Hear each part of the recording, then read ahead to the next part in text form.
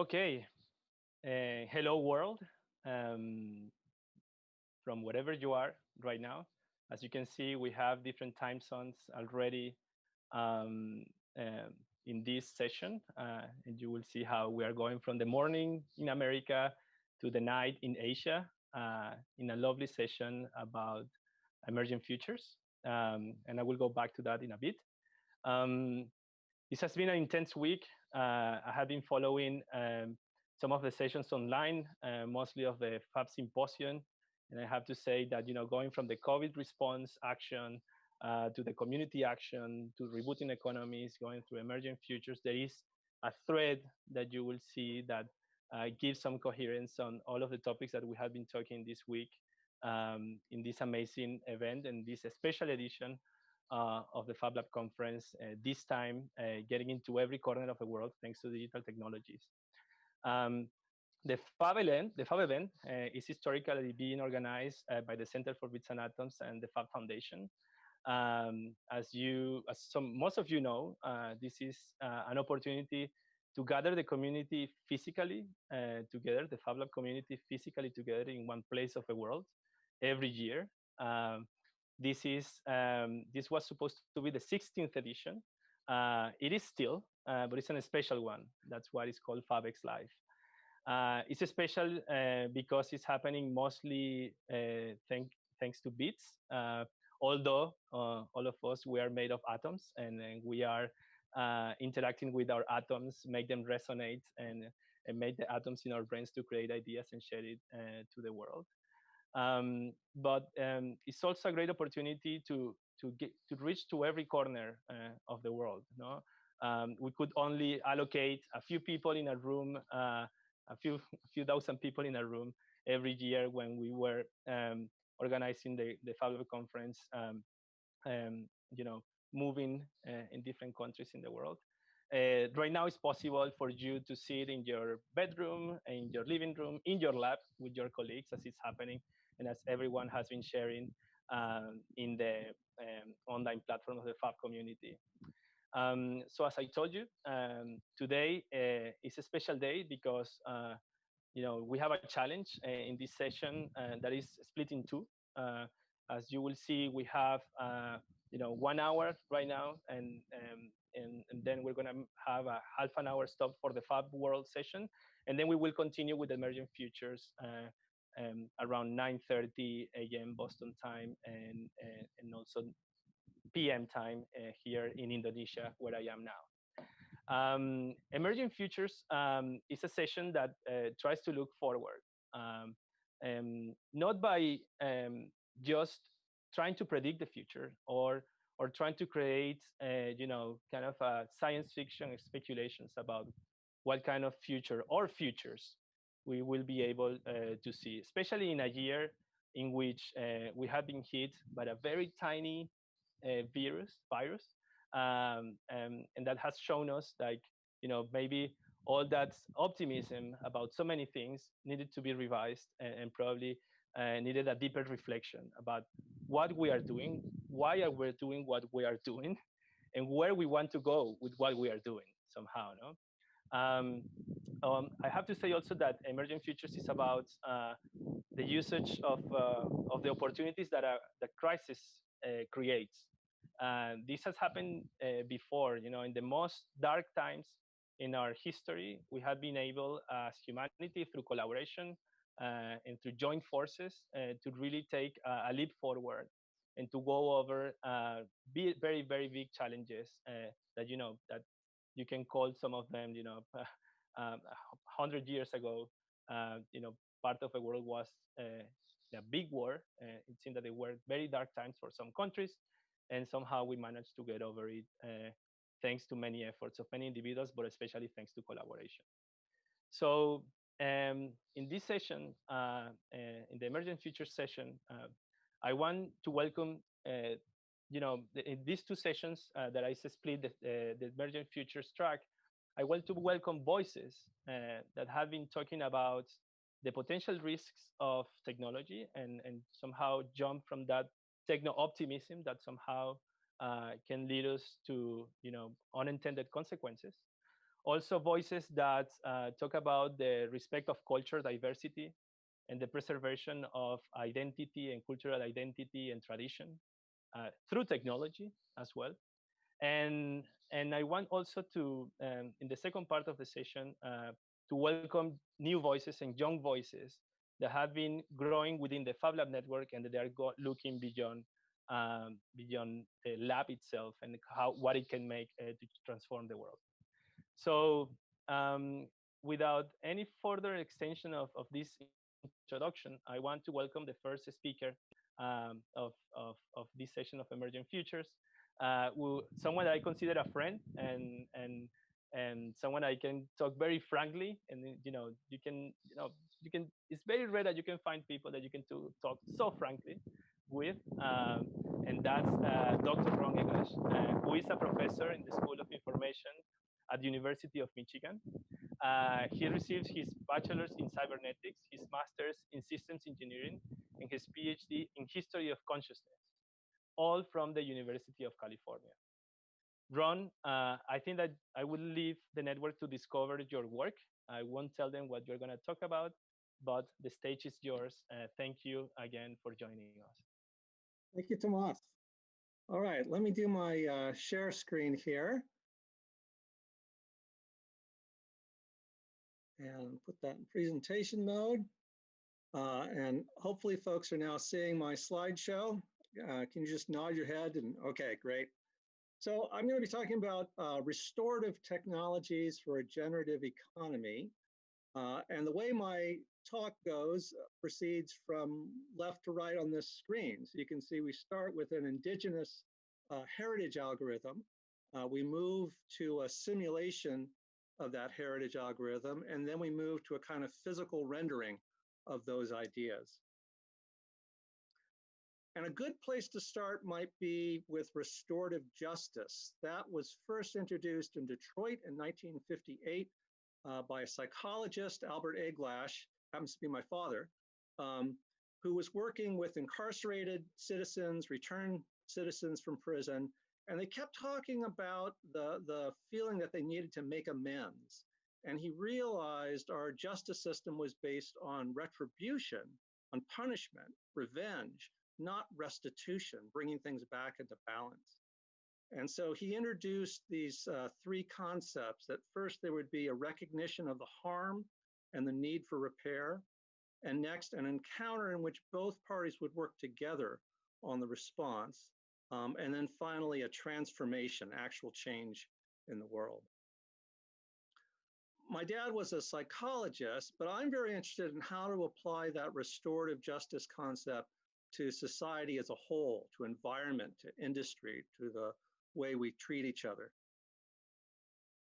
And I think those three principles are good ways to think about it, even at that large scale. So first, recognize the harm done. And if I wanted to summarize that in some way, I would say it's about the extraction of value. It's extracting ecological value from nature, from pollution and overharvesting. It's extracting labor value from low-paid, unfulfilling jobs, forcing folks onto these assembly lines. And it's extracting social value, colonizing either our physical landscape or our online social networks in some way, and enacting different sorts of violence as it colonizes those areas. The origins of this are in colonialism. And if you look at how colonialism set up extraction, of course, it was all about taking over lands. But even after some of those lands were liberated, our minds still tend to be colonized by this pyramid, this hierarchy that colonialists set up. The idea was that Europeans, Western civilization, had the only true science and technology. And as you go down to these tribal societies, to hunter-gatherer societies, you would get less and less until you're with folks that just have no science and technology to speak of. From my point of view, that's a myth. That's something that's been placed upon us to view the world through the lens of the colonizers, not through the colonized. If we look for indigenous STEM, science, technology, engineering, mathematics, we don't necessarily see it. Our eyes are not attuned to looking for those features. And that was certainly the case for me. So when I first began to look at fractal geometry, at patterns that repeat themselves at many different scales, I saw it in these African villages, but I just assumed it was like termite mounds are fractals or coral reefs are fractals, that there's a kind of bottom-up self-organization, and so you would naturally produce a kind of self-organized geometry, self-similar fractal patterns. And as I started to collect examples from all over the world of indigenous architecture, I realized all the examples of fractals were in those African villages. And that's when it struck me that this was not simply a universal property of indigenous cultures, that there's some kind of knowledge at play here that's specific to these African cultures. So I got a Fulbright to just spend a year traveling around Africa, interviewing folks, and wrote this book, African Fractals, about that experiments documenting these heritage algorithms. And in each case, I would interview somebody and say, well, I see that your blanket here has diamonds inside of diamonds inside of diamonds. What's up? I see that your little village here has a big circle and a small circle and a smaller circle. So each time I got not only the geometry, the computational aspects, but there would also be a kind of backstory that was about the spiritual meanings behind this.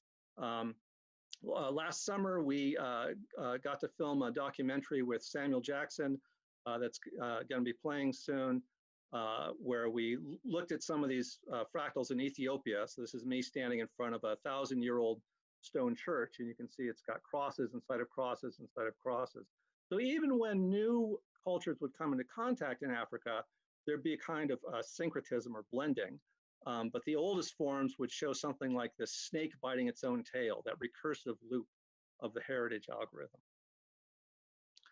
And if you look at how materials are fabricated in these societies, you can see why that loop is so very important. So here's my old colleague, Gabriel Boache, passed away, unfortunately, just last year, getting bark from a tree, the body tree, and it gets boiled down in these big vats, and then the bark is strained. The leftover bark, where all the ink has been taken out, is then composted and thrown back into the forest. And these sacred forest spots are hot spots of biodiversity. And so they enrich these other areas where they're harvesting the trees. So you can see the whole thing works as a circular system. And the ink that they're extracting from the bark is used to stamp these cloths. So you get this beautiful symbol system that promulgates the cultural ideas that keep things egalitarian, that keeps things circulating. So this gives us a bit of an understanding of why it is we have such a hard time recognizing indigenous STEM. Western STEM was created for the purpose of value extraction. You have a giant plantation and monocropping to optimize that one, cash crop that you want. You've got a giant factory that's extracting as much value out of workers as you can.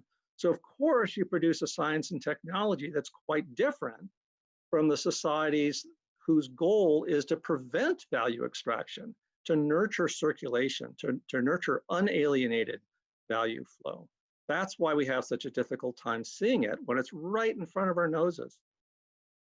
So in Indonesia, in northern India, you see these beautiful bridges that are made of living trees. They'll take a couple of roots from the ficus tree and stretch them across the river, and then over time you add more and more roots to it, and finally you get a structure that's strong enough to cross on foot, and over time, over several generations, it gets stronger and stronger and stronger. So if Western engineers came up with a bridge that was self-healing, self-repairing, that strengthened over time instead of decaying like our current infrastructure does, it'd be New York Times headlines, right? Oh my gosh, brilliant nanotechnology. But of course, when indigenous folks do it, it's dismissed as, oh yeah, they're using nature, very crude. So we really have to look at these things with very different, through very different lens if we want to catch on to the sophistication and the complexity of what's happening in these indigenous societies. Now, I mentioned Detroit 1958 restorative justice principles started with that recognition of the damage, and certainly that pyramid form is part of that damage, that myth that state societies are the only ones that have science and technology.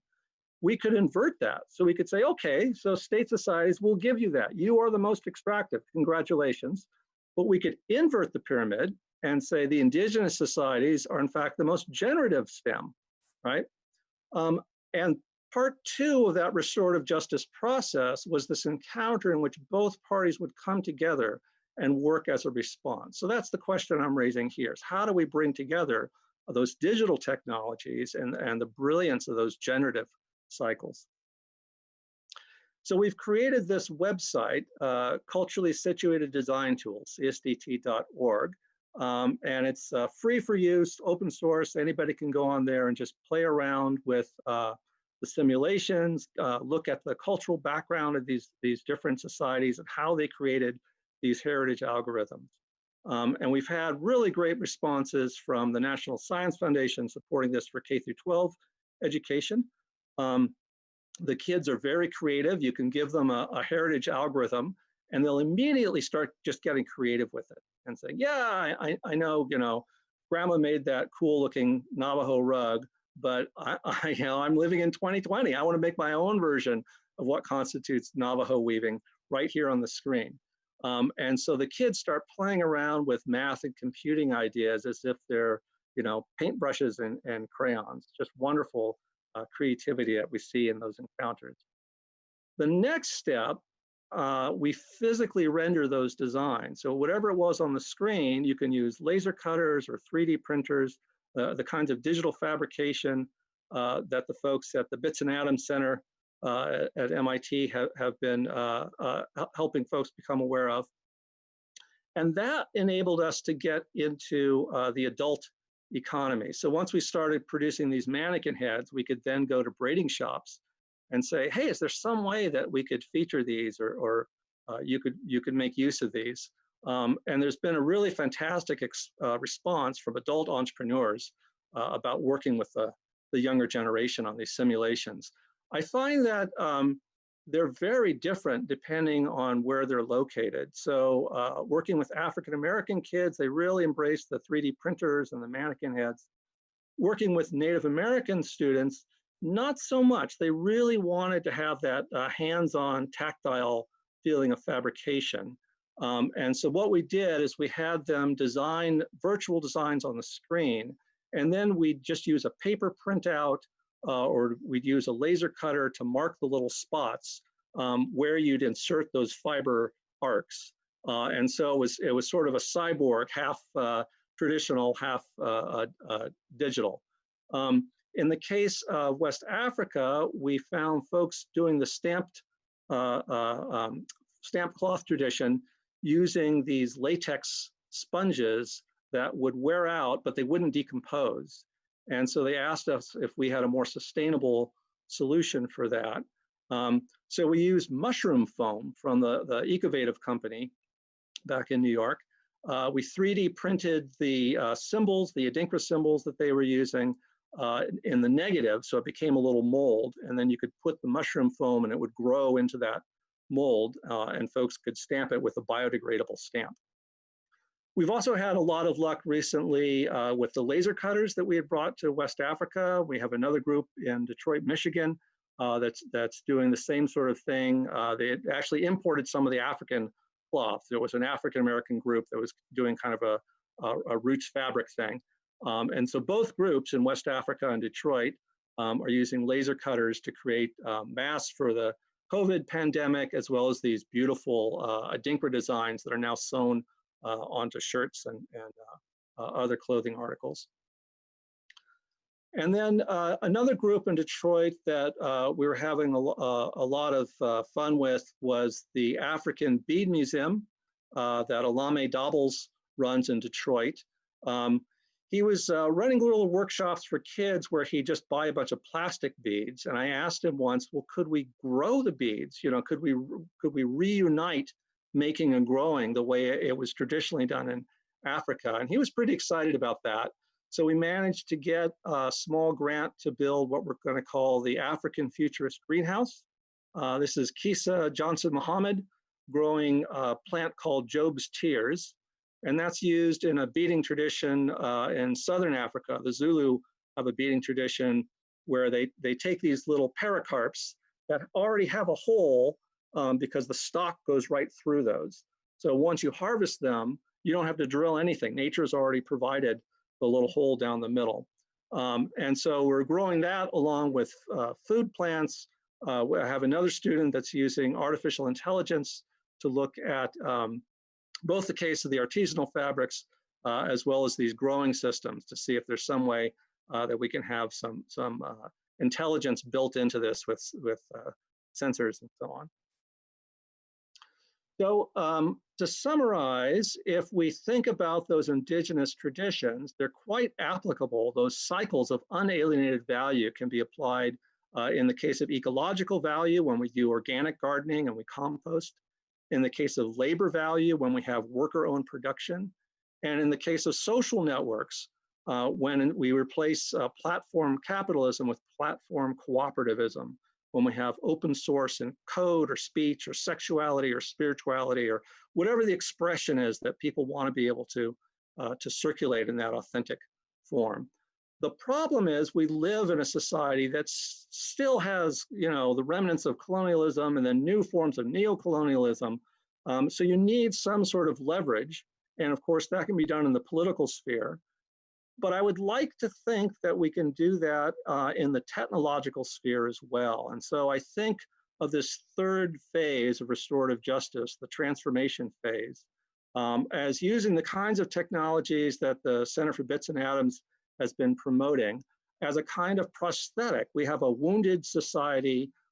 We need a kind of restorative technology to bring those cycles back to fruition. Thank you. Thank you so much, Ron. As I said before, I think that, you know, it's so refreshing to hear so frankly, you know, and so straightforward your readings about the issues or the potential issues that we might have with technology. Before jumping to and that opens up a lot of lost questions. But before jumping into the conversation with or the presentation of Felencia, I wanted to share with you just quickly because it's a very hot topic. What about cultural appropriation? You know, we can. It seems like it's just like in the borderline between using technology to preserve, to maintain, to transmit that cultural values, that diversity that you can find from traditions. But then where is the limit when it becomes cultural appropriation? With this really, really hot topic. This is from Cindy Kotala, by the way. Yeah, that's a great question. So first of all, I should mention our process. We're not just grabbing an artifact off the screen and saying, let's simulate this. We start working with the community, and that might be elders in the case of a Native American community. It might be artists in the case of the inner city.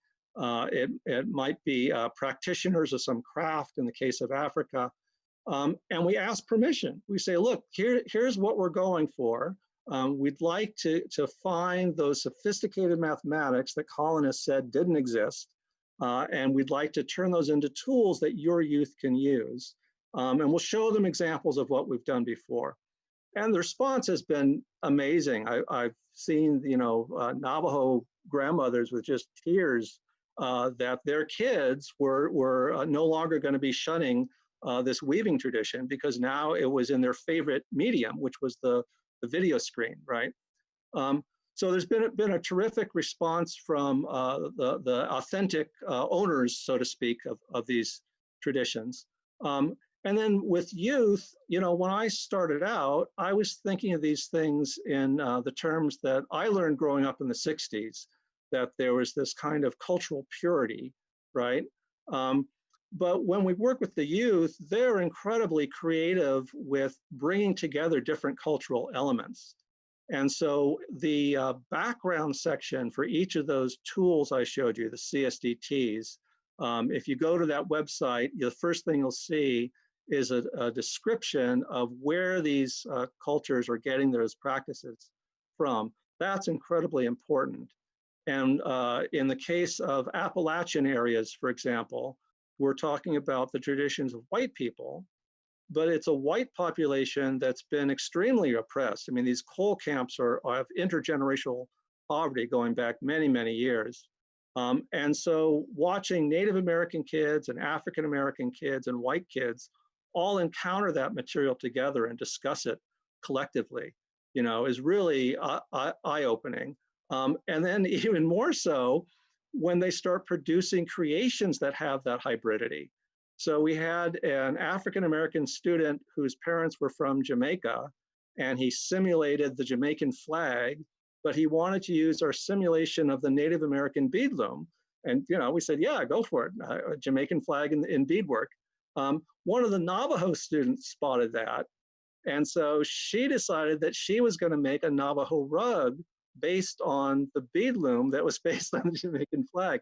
So the cultural blending, you know, it really turns on its head, I think, the kinds of assumptions that the older generation has about these silos of ethnic purity. Yeah, thank you. I think that definitely hybridization is something that, you know, is unavoidable. And you know, even now, like when we have like you know, these efforts to polarize societies and go back to identity, and we're really forgetting that we are more connected than ever. And probably, you know, the fact that the futures that we want to create, they need to include that diversity. And it doesn't mean like a war of one over the other in the colonial terms, right? It's more or less opening a dialogue. Yeah, so right now, all around the world, we're seeing statues being torn down. People are saying, you know, why do we have to have this big statue honoring somebody who's just a virulent racist, right? And we forget about the flip side of that there are these unrecognized heroes. So for example, we all do a Boolean search when we go onto Google. We use Boolean algebra on our computers. George Boole, the guy who invented all that, was white, grew up very poor, and never forgot his roots. So he was quite an advocate for social justice. And again, if you look at the history of mathematics and computing, you can find those folks. They're rarely talked about in those terms. I mean, I got an engineering degree, right? I had to do my own digging. I never found out that Norbert Weiner and you know, these other folks that we think of as the founders of cybernetics or different forms of engineering actually had a vision for social justice as well. Definitely. I think we want to build on that. And probably I will now go to Helen. I will go back to continue this conversation, bringing, I think, never said to correctly, the spice of the East. You know, modern, they say modern capitalism is built on the foundation of the East in this company. So I'm really happy to be, you know, introducing Ellen. You will see her name is Felencia, but it's also Ellen. Ellen is now in Jakarta. She is the co-founder and managing director of Kekini, a co-working space established as a hub for cultural creative communities working to create common solutions for social challenges. She's also currently the Secretary General of the Co-working Indonesia Association. Ellen, again, thank you very much for joining. I think that, you know, going from the West to the East never was so meaningful. I really want to give you the stage, and let me know when you want me to share the screen. Okay. Yeah. Good evening, everyone. Thank you very much, Tomas and Fab Lab, for inviting me to be a part of this. It's like very inspiring event, and we feel humbled that the little things that we do actually resonate with the event and the other things that people do around the world. So let me start with the presentation. So we run a small co-working space in Jakarta. It's an independent co-working space, and like Thomas said, we are focusing on supporting the social and creative movement in Indonesia. So there are two things. So when the pandemic reached Indonesia, we heard about it already in February, but there has been not much talk about it. So it was just like something that is happening around the neighboring countries. And then as soon as it turned to March, then the government started to do something. So, and that's when the sort of like we call it the social limitation order is being implemented. So maybe some of you would use the term lockdown. So at that time, the offices are told to be shut down, and we also, of course, shut down. So we have been closing our space for 4 months now. And during the first months, there has been like a discussion like how are we, what are we going to do? Because like the physical space is no longer available to be accessed. So we move online. Moving offline to online, it's another challenges because our space is not meant for that. So there has been a lot of learnings on the technology as well. Zoom become our daily casual language now, but in the beginning it was like, what is Zoom? What is all this like online management system that we need to get used to? So moving on, we started to discuss with our partners, so the communities that have been part of the Kini all this time, and we agreed to let's just take the time to reflect and then start what we call the community talk. So what is community talk? If we can go to the next slide, we started from this language, bias, and future. So when the pandemic hits us, we suddenly also were presented by a lot of big words. The words that we're not familiar before, it's in English, and it's medical terms, and then it's absorbed in Indonesian. Sometimes it's translated, most of the time it's not, because of the speed of the information that the government needs to spread. So there has been a lot of bias that we see. People who speak English, of course, especially in the big cities, it's easy for them to catch it up.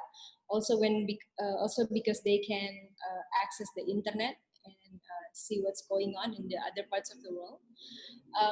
But the majority of Indonesians, so if you are aware that we are a country of 17,000 islands and we have like more than 700 languages. So Indonesian itself is already a challenge because it is a lingua franca, but a lot of our society are still using also traditional language. So, and suddenly, we have all this information, which is a mix of modern Indonesian and then English. So it becomes a bias. So a lot of the information about the pandemic itself, it stays mainly on the big cities, and the language that they use also, it's academic language a lot of times. So when we reflect about this, we thought about, maybe this is also the time to talk about the important things that we need to be talked about. It has been talked about sporadically in different platforms, but it has never been brought up in one platform where people can meet and then can share their thoughts. So I'll share more about the future.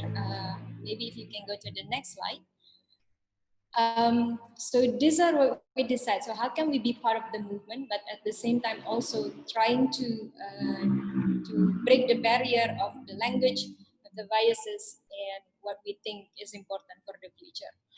When we talk about the community, what we realize first is the community comprised of different layers. And this is what is often forgotten, because when people talk about like public or people or society or community, it seems like there is only one layer, and most of the time the language used are for those who are quite well educated. So we became very aware of that. So when we design the program, the community talks, or we call it obrolan warga actually for us, it has a more, how do you call it, casual meaning. It's like people on the street, talking, people on the coffee shop talking. So it's that kind of image that we would like to give by naming it obrolan warga. So these are the things that we, I'm sorry that this is in Indonesian, because of course, being in Indonesia, everything is in Indonesian. So we have two major programs. So one is, if you can go to the next slide, is the Citizen Talk. So it's discussing topics related to current and future situation.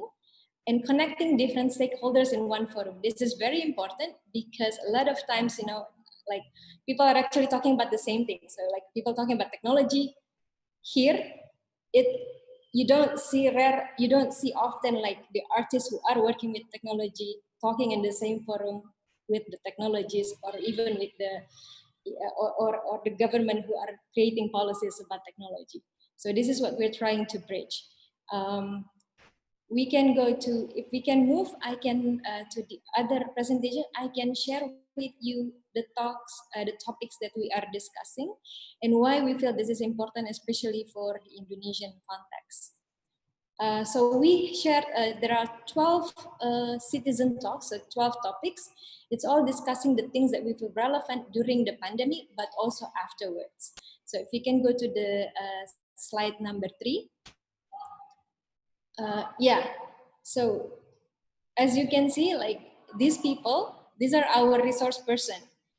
You don't normally, a lot of these people are not, they don't normally meet in the same platform. So we are humbled that they trust us. I mean, they are like prominent thinkers also in our country, in Indonesia. We are very grateful that they would like to share things with us. So we talk about, like if you can go to the next slide. This is the topics, and then the next. So we talk about the state, market, and the citizens. We talk about learning from other countries, because at that time, the government are still focusing on other things instead of like really quick respond to the pandemic on how to distribute the information so that people can be aware with that as well. We talk about information, the openness of information and mobility management, especially regarding COVID. And we realized that when it comes from the government, it's really, they have like this tension of whatever information that we give, we need to prevent people from being panicked. But at the same time, we have a citizen movement who, so we have 2 Twitter accounts that is very prominent right now from the citizen side, that act as a transparency of information about COVID. The idea is when people learn more about COVID, they will know what to do. The 4th one is the universal basic income. So this is an idea that we also talk about, like from with our friends from the academic side, also from all the way to the people who are in the labor movement. Next. We also talk about internet as public good. This is important, especially now during the pandemic. It opens up everything because now the schools are closing, and you can imagine a lot of places in Indonesia, like in the mountains or in like remote islands, not even in remote islands, even in the island of Java, which is the main island.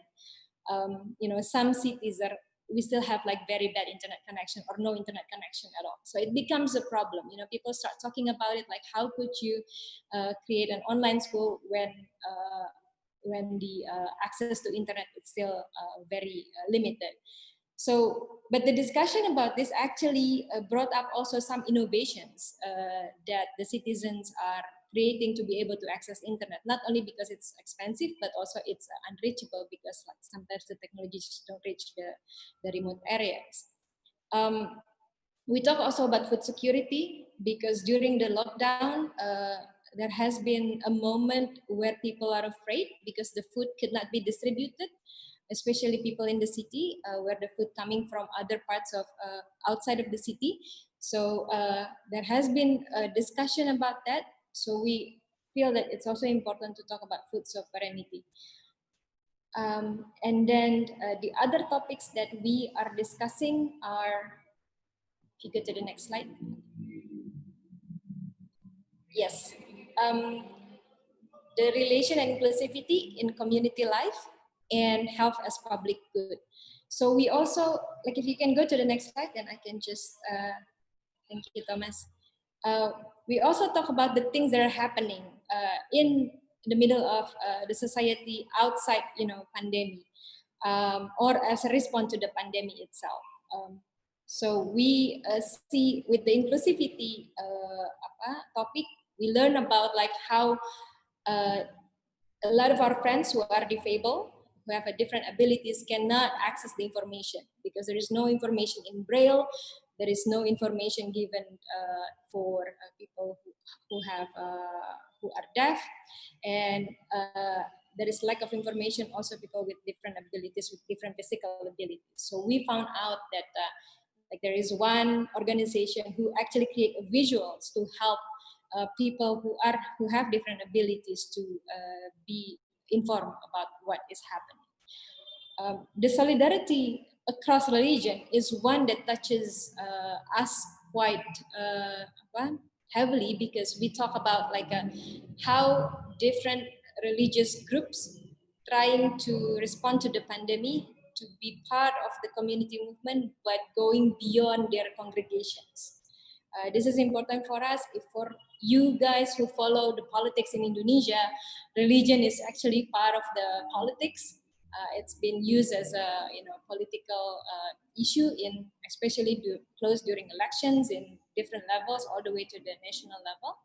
So it's very important for us to show that there are groups of people who are actually working on responding to the pandemic, but also going across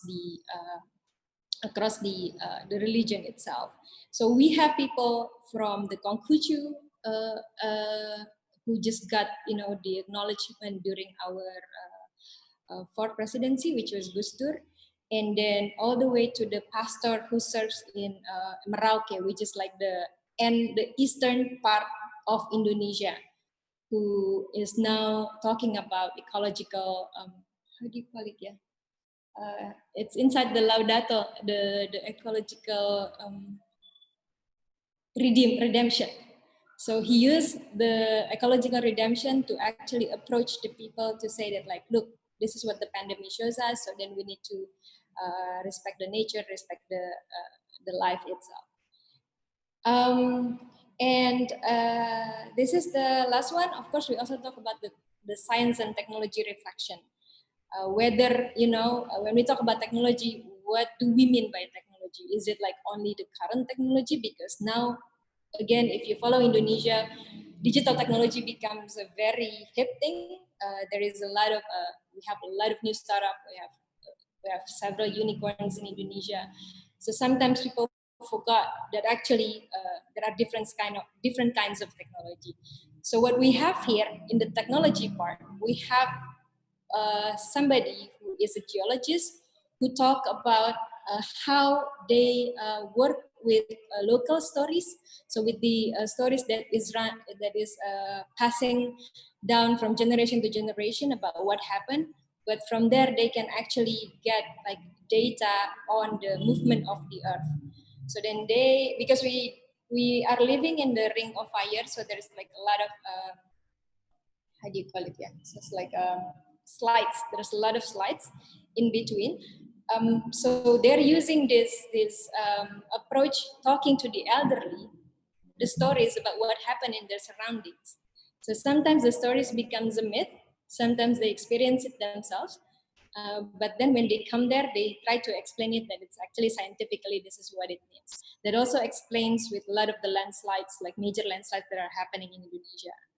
We also have what is quite interesting, stories from the village. So we have a village that has been there for 700 years. It's called Kasapuhan Cipta Gelar. So they're still working with the same culture, with the same, how do you call it? Yeah, with the same cultural way on cultivating their land, on relating with one another. But at the same time, they also embrace technology. So they create their own television. They create, they use drone to monitor their land, and they're also using. They build like an internet tower, like literally build it themselves. So it's outside of the private sector. And then they share with us how they trying to align their cultural norms and their traditions with the development of technology. So this is very important for us because we wanted to show that what happened here, we have a gap between like the new technology and the old one. And sometimes we just jump. So when we jump, we don't have enough understanding of what the new technology is and how actually like the basics and the philosophy of the technology and how it harms us. So we don't have the fully understanding.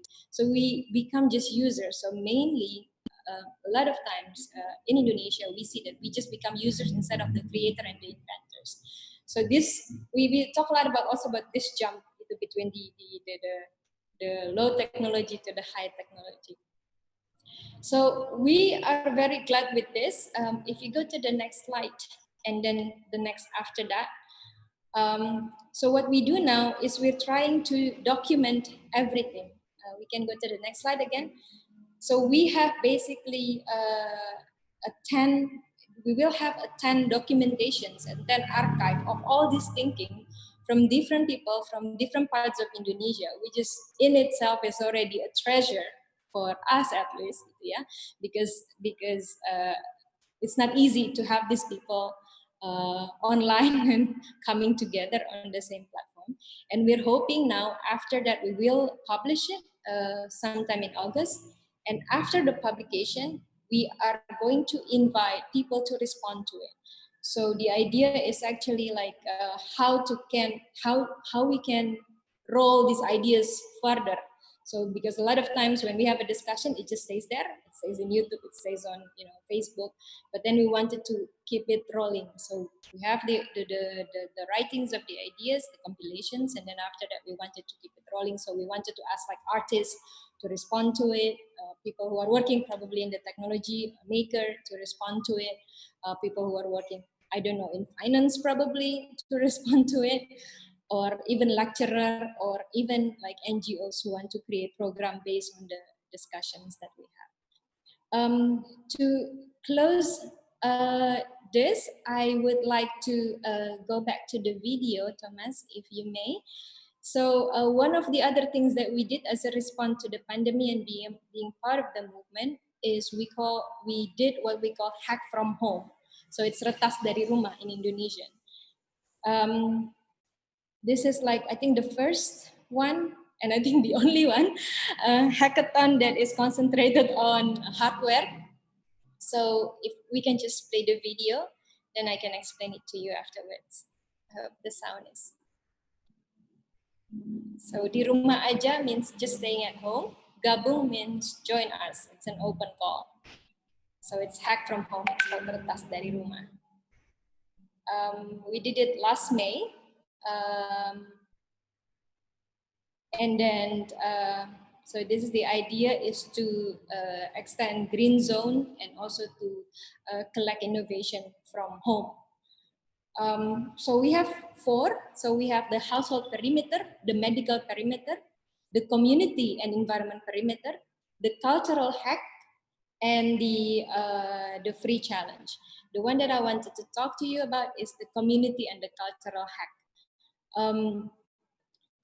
We see, because again, there is not an equal distribution of information.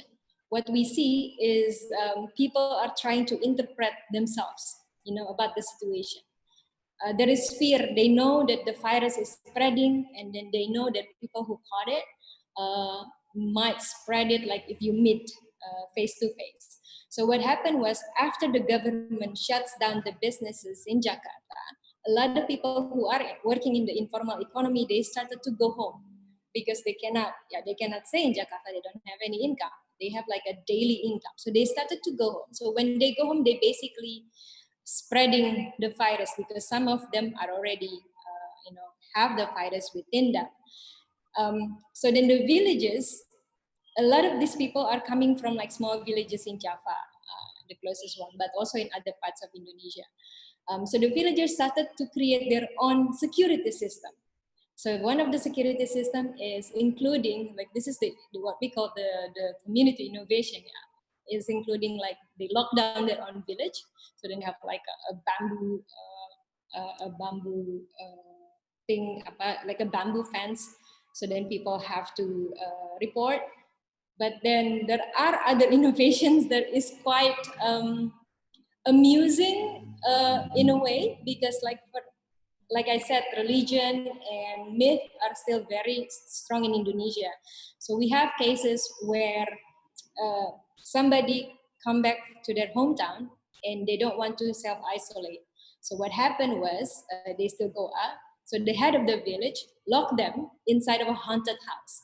So a house that is known as haunted. So they locked them down as to create a deterrent effect.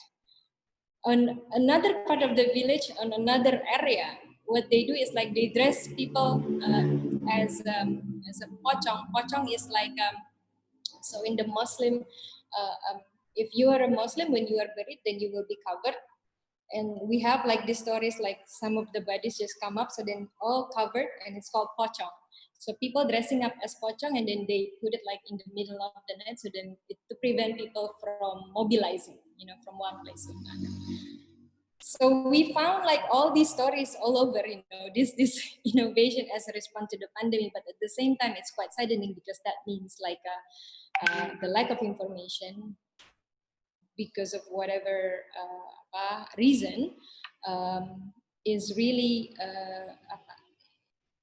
showing. It's really clear, and then like so we are now trying to encourage like together how can we spread better information. So we're working together also with what we call the Kawal COVID, the one that I told you. Kawal COVID is like one of the citizen actions to spread information about COVID through Twitter. And the other thing is, we're trying to have the second cultural hack, because we believe that culturally we have a lot of ways that we can, dig a lot of cultural thoughts that is embedded that we can dig to face this crisis, because the pandemic is not the first one that we face in Indonesia. We have stories from people who are still living. When they were a kid, they have stories, from their grandfather, when they're facing the Spanish flu or they're facing another outbreak. So we do have those stories, and we hope to, collect them and then to create sort of like the way to think about on how to face the pandemic according to our context. So not just absorbing words from outside. Thank you. Thank you so much. Thank you so much, Ellen. I think it has been so complimentary from the, not only the theoretical work and the groundwork that Ron has put on top of the table, and all the the community interventions, I would say, in different with different perspectives, not from the African perspective, Native American perspectives, even claiming that some let's say the Indonesian traditions. Now we go deeper into one approach to respond something like a pandemic. It doesn't really is about 3D printing masks in some cases, but it's actually important to that to have a cultural placing, a cultural intervention. I would call it like a community or a cultural situated intervention. What would you think about that, Ron?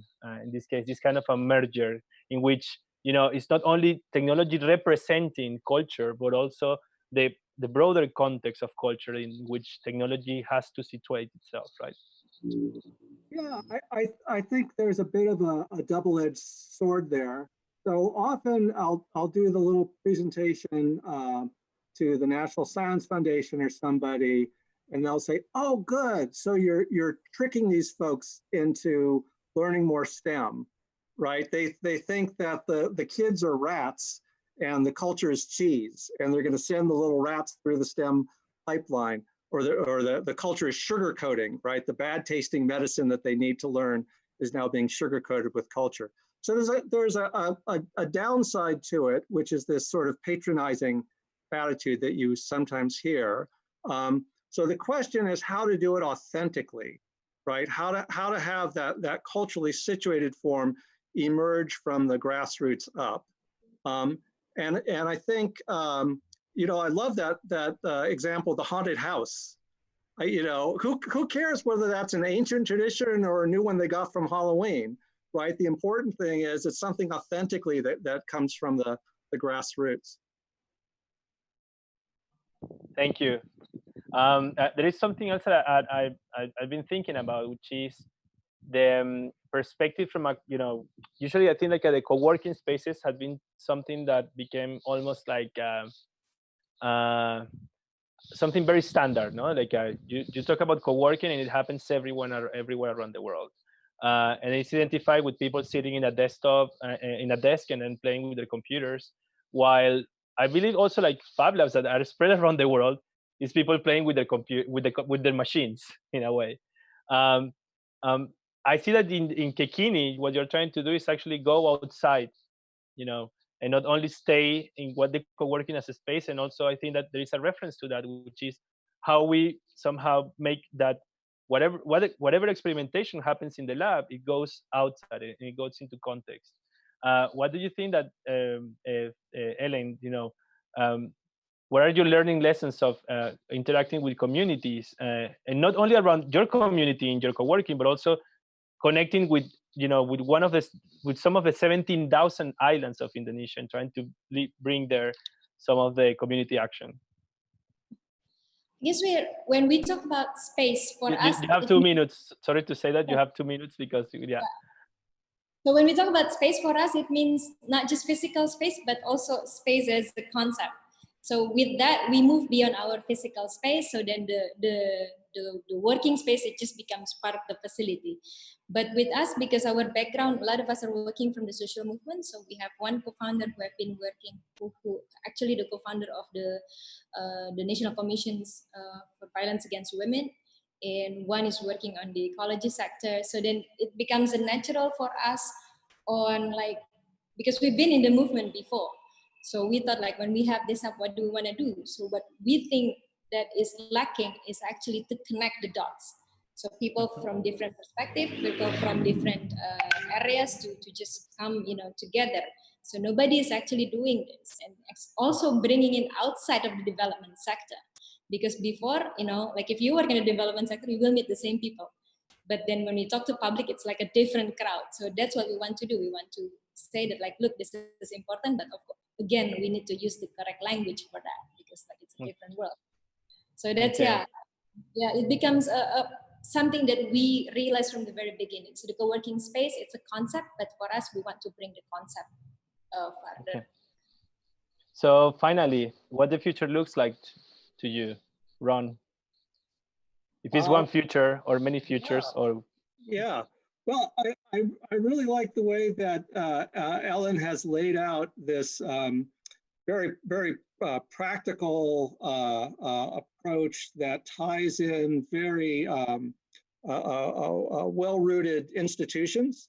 A lot of the time, I'm struggling with the fact that we're working with these very small-scale entrepreneurs and artisans or folks out in a rural village somewhere. And so I think the future needs to happen at the intersection between those two efforts, right? Between what's happening at the small scale and then these very formal large scale institutions. Ellen, 30 seconds. Yeah, the future is just really learning from each other because a lot of times it's already there. Like in our case, we do have a lot of knowledge in our traditions and our culture that actually could prepare us to face the future. But of course, we need to adjust it. But yeah, it's just it's just like learning from each other over and over again, like I did today with all of you here. Thank you so much. Well, I have to wrap up. It has been lovely to have you both. I'm really fascinated in the way that this conversation kind of comes together from some assumptions to realities, from community situated technologies to community situated or cultural situated interventions. I believe also that if you were expecting to talk about emerging futures and find some kind of a fancy Blade Runner kind of rendering of some laser flying cars and super fast computers, and this definitely was not the intention of this session. It seems like the emergent futures might be more visually boring, but it's more meaningful in meaning. Meaningful in depth, right? It seems like emergent futures is about creating inclusive conversations. It's about hybridization, and it's about looking closer to what is around us, and not that much abstracting ideas of the futures, but actually being able to enable others to create the futures we want and put our energy and make them possible. So thank you, everybody. Thank you, Ron and Ellen, again. This has been, again, lovely. And I hand over to the amazing FABxLive team to go with the next part of the sessions. Thank you. Thank you. So that was very inspiring, and we will have the second round of Emergent Futures panel in half an hour. And in between, we have created a collection of lab projects and welcome new lab videos that we invite you to see now. So welcome to Fabworld.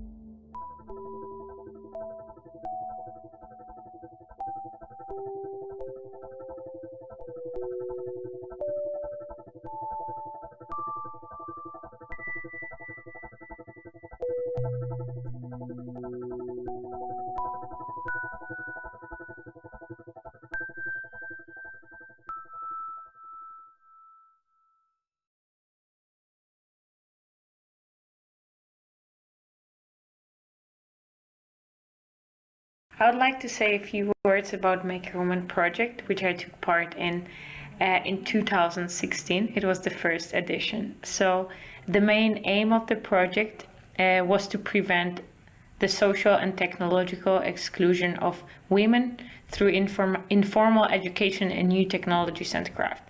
So as you can see on the image here, it included introduction to 3D modeling and 3D printing, woodwork, basics of electronics, laser cutting, working with CNC machine, designing simple websites, sewing, business advice, and product photography. So basically the target group were girls who were just starting their careers and those who were returning into the market after maternity or parental leave. So I was definitely in the first group. I was just graduating as an architect, and I was always really curious about technology. So taking part in this amazing program sounded like great experience to extend my interests. And that was the initial motivation for me to join.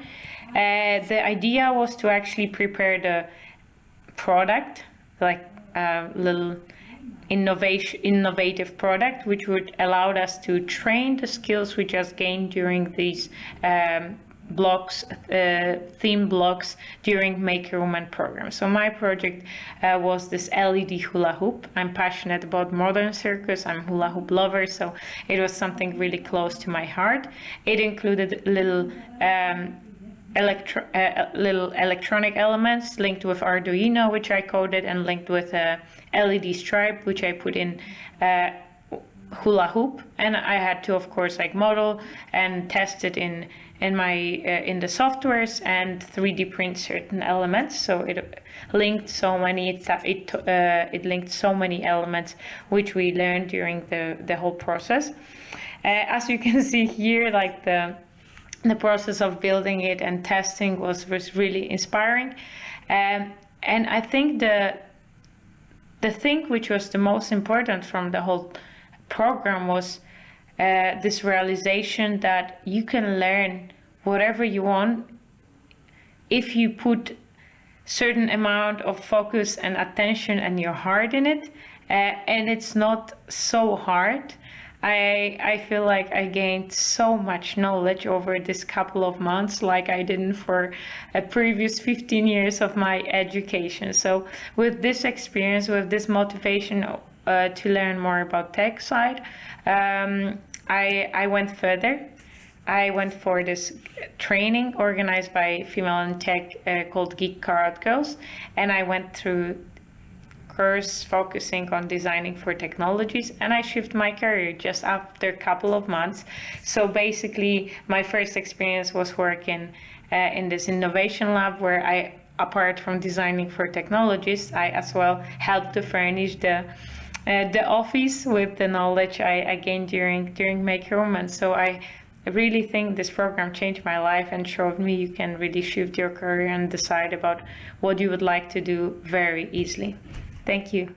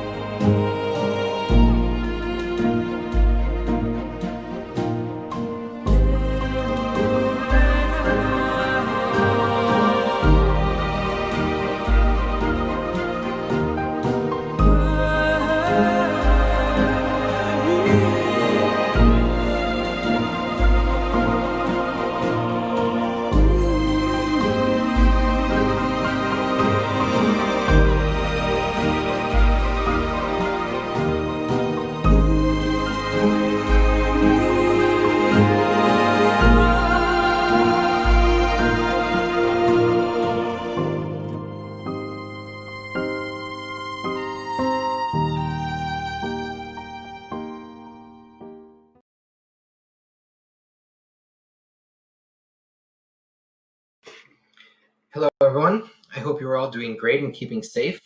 My name is Samuel, and I'm with F6S Network Limited, F6S for short, which is the largest startup SME community globally with over 1.5 million startups, SMEs, and 2 million entrepreneurs.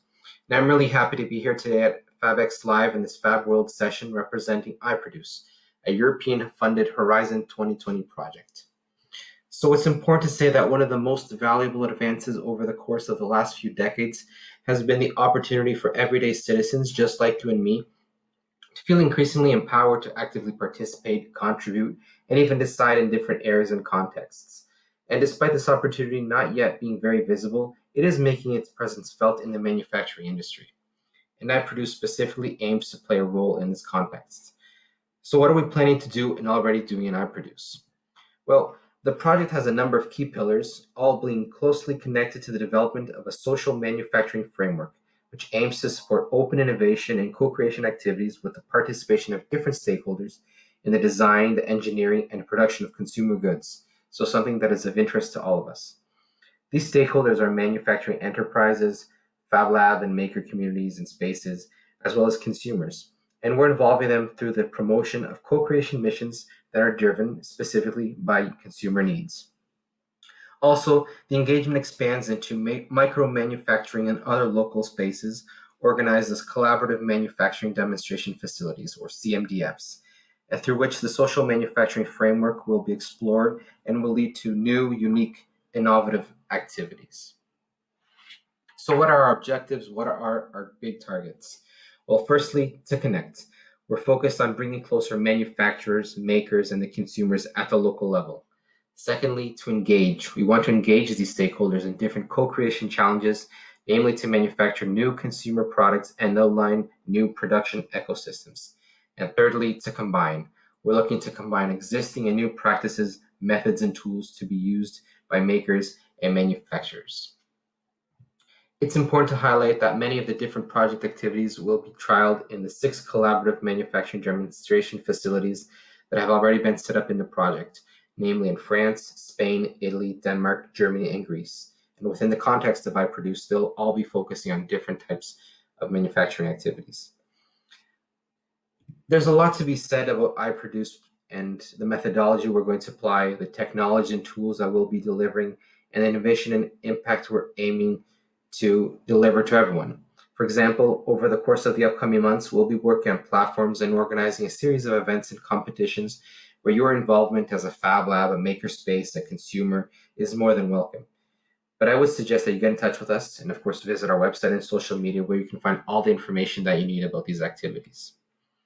To wrap up, let me mention that iProduce is being implemented by a consortium of 20 partners coordinated by IDMA from Spain. It includes Fab Labs, makerspaces, universities, SMEs, and other organizations from 9 European countries. So to close off, many thanks again to FABxLive for the opportunity, and to those of you who have tuned in to me over these few minutes. Do stop by our website, iProduceProject.eu, and follow us on social media to know more about our project. As I mentioned before, we welcome you to get in touch with us at any time. We'd really love to hear from you. Thank you, and take care, everyone.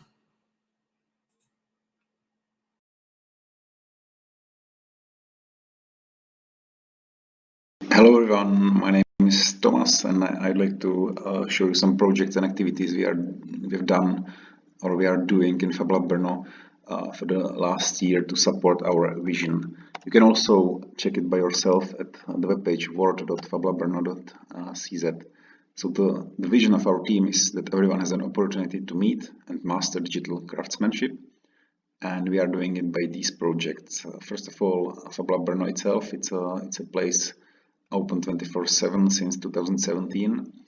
This is how it looks here, and we had more than 1,000 people visiting and attending our workshops, more than 500 members that had at least 1 month membership, and since we have an electronic door opening, we can count the numbers of the door opens. And Fab Lab Brno is part of Innovation Center, so we are also focusing on the businesses and supporting businesses of our members. The second project is Fab Lab Experience. This is a Fab Lab on wheels, full-size trailer, and some numbers. Number of students that have attended the program is 11,212.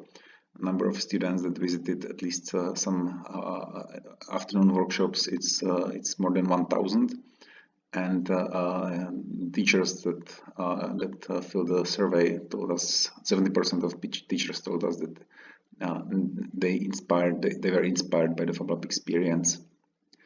A small project, Fab Lab at Chiquita's house. This is like a mini Fab Lab or small Fab Lab corner maybe, like 3 printers, vinyl cutter, embroidery machine.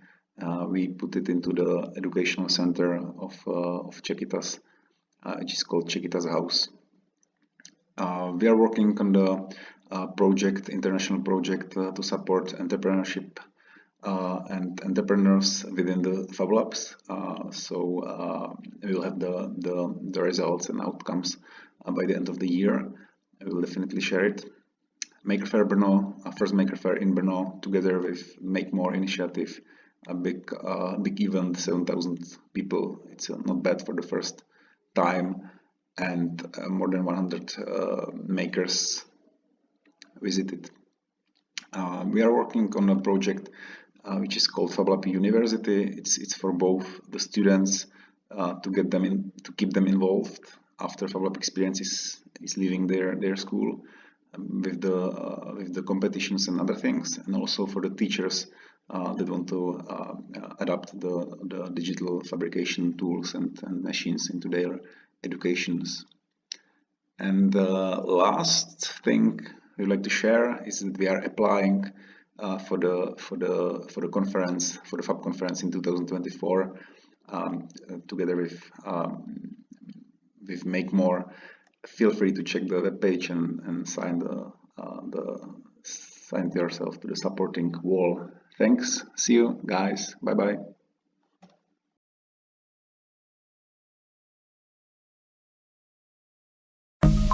Welcome to Studio 56, a community platform and part of the Ministry of Transport and Communications digital youth strategy. We nurture youth as digital learners by sharpening their 21st century learning skills as they develop in an all-pervasive digital environment. We have zones that are systematically divided to fit different age groups. The activities include creating electronics, gaming, and other interactive activities such as coding, virtual reality, IoT, and robotics. These engaging project-based workshops are centered around tackling various digital challenges. Here, youth can develop their problem-solving, critical thinking, creativity, and innovation skills. The goal of Studio 56 is to foster innovation, imagination, and creativity through the exploration of cutting-edge technologies in an inclusive and collaborative environment. With a focus on the fourth industrial revolution, we give the youth in Qatar a hand on encounters that facilitate them to refine their thoughts, be progressively engaged with critical thinking, problem solving, and collaboration, allowing them to become future creators of technology.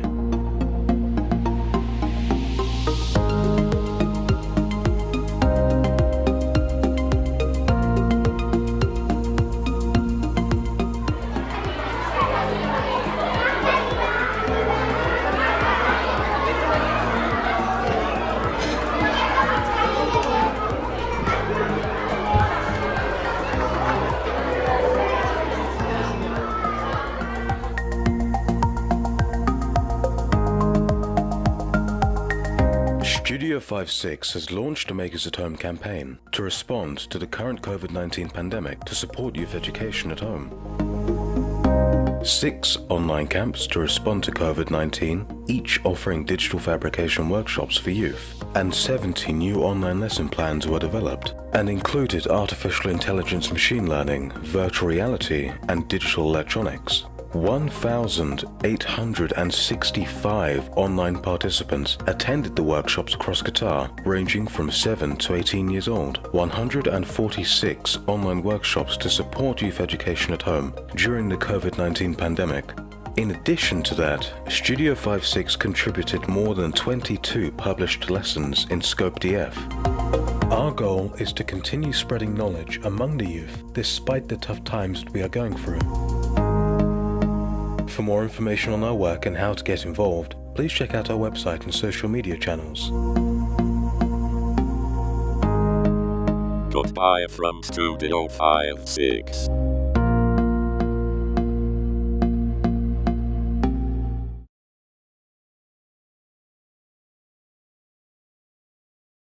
With the COVID-19 crisis, the world of makers and Fab Labs has been in turmoil during the past few months. Visors, masks, blouses, we have shown that distributed manufacturing was not a myth and that another way of thinking about the production of goods was possible. However, two of the most important aspects of the maker movement were also undermined during this health crisis: culture and social ties. Beyond using machines and prototyping, being a maker also means thinking about the world of tomorrow and creating a link between people and places. How can we keep the Maker Fab Lab state of mind despite the distance and transcribe it online? If we can do distributed manufacturing, can we also do distributed media and gather beyond the walls of a physical place? It is from this observation that the Maker Crew was born. Who are we? Makers from all over France, working in Fab Labs or not, who came together and prototyped solutions to try and make up for this lack. This is how 3 projects were born: the Minitel du Fer, the Apéro Maker, and the Makers. The Minitel du Fer is a web application that collects and classifies nearly 500 resources: documentation, video, articles, electronics, DIY, 3D, textiles. During the confinement, it was also a selection of 5 links per day shared on social networks, Facebook and Instagram. The Apéromaker was a weekly meeting every Wednesday evening to talk, exchange, reflect on the maker movement, and above all, make a connection. The first part of the evening is a roundtable and the second part is a game. Broadcasted on Twitch, we went in just over a month from 20 viewers to almost 600. And finally, the Makerzine. The Makerzine, the first fanzine on the French-speaking bureaucracy movement, released a special edition on what it is to do during confinement. This French-speaking media from Canada to Africa via France was a real means of expression for the different contributors. Those are the projects that have allowed us for a time to come out of masks and visors to speak, talk and continue to spread the maker spirit beyond the simple act of manufacturing. We continue to do and innovate together. We have been makers. And those projects continue to grow and aim at sustainability over time. If we manage it into participatory medias, will we be able to turn it into distributed media? This is a challenge to come. So, will you join us?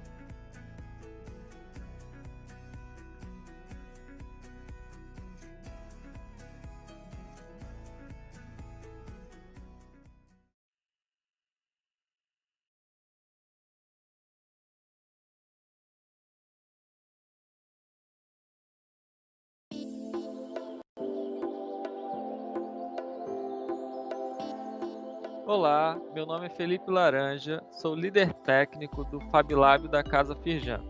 A Casa Firjan é um ambiente de inovação, educação, criatividade e tendências da Federação das Indústrias do Rio de Janeiro.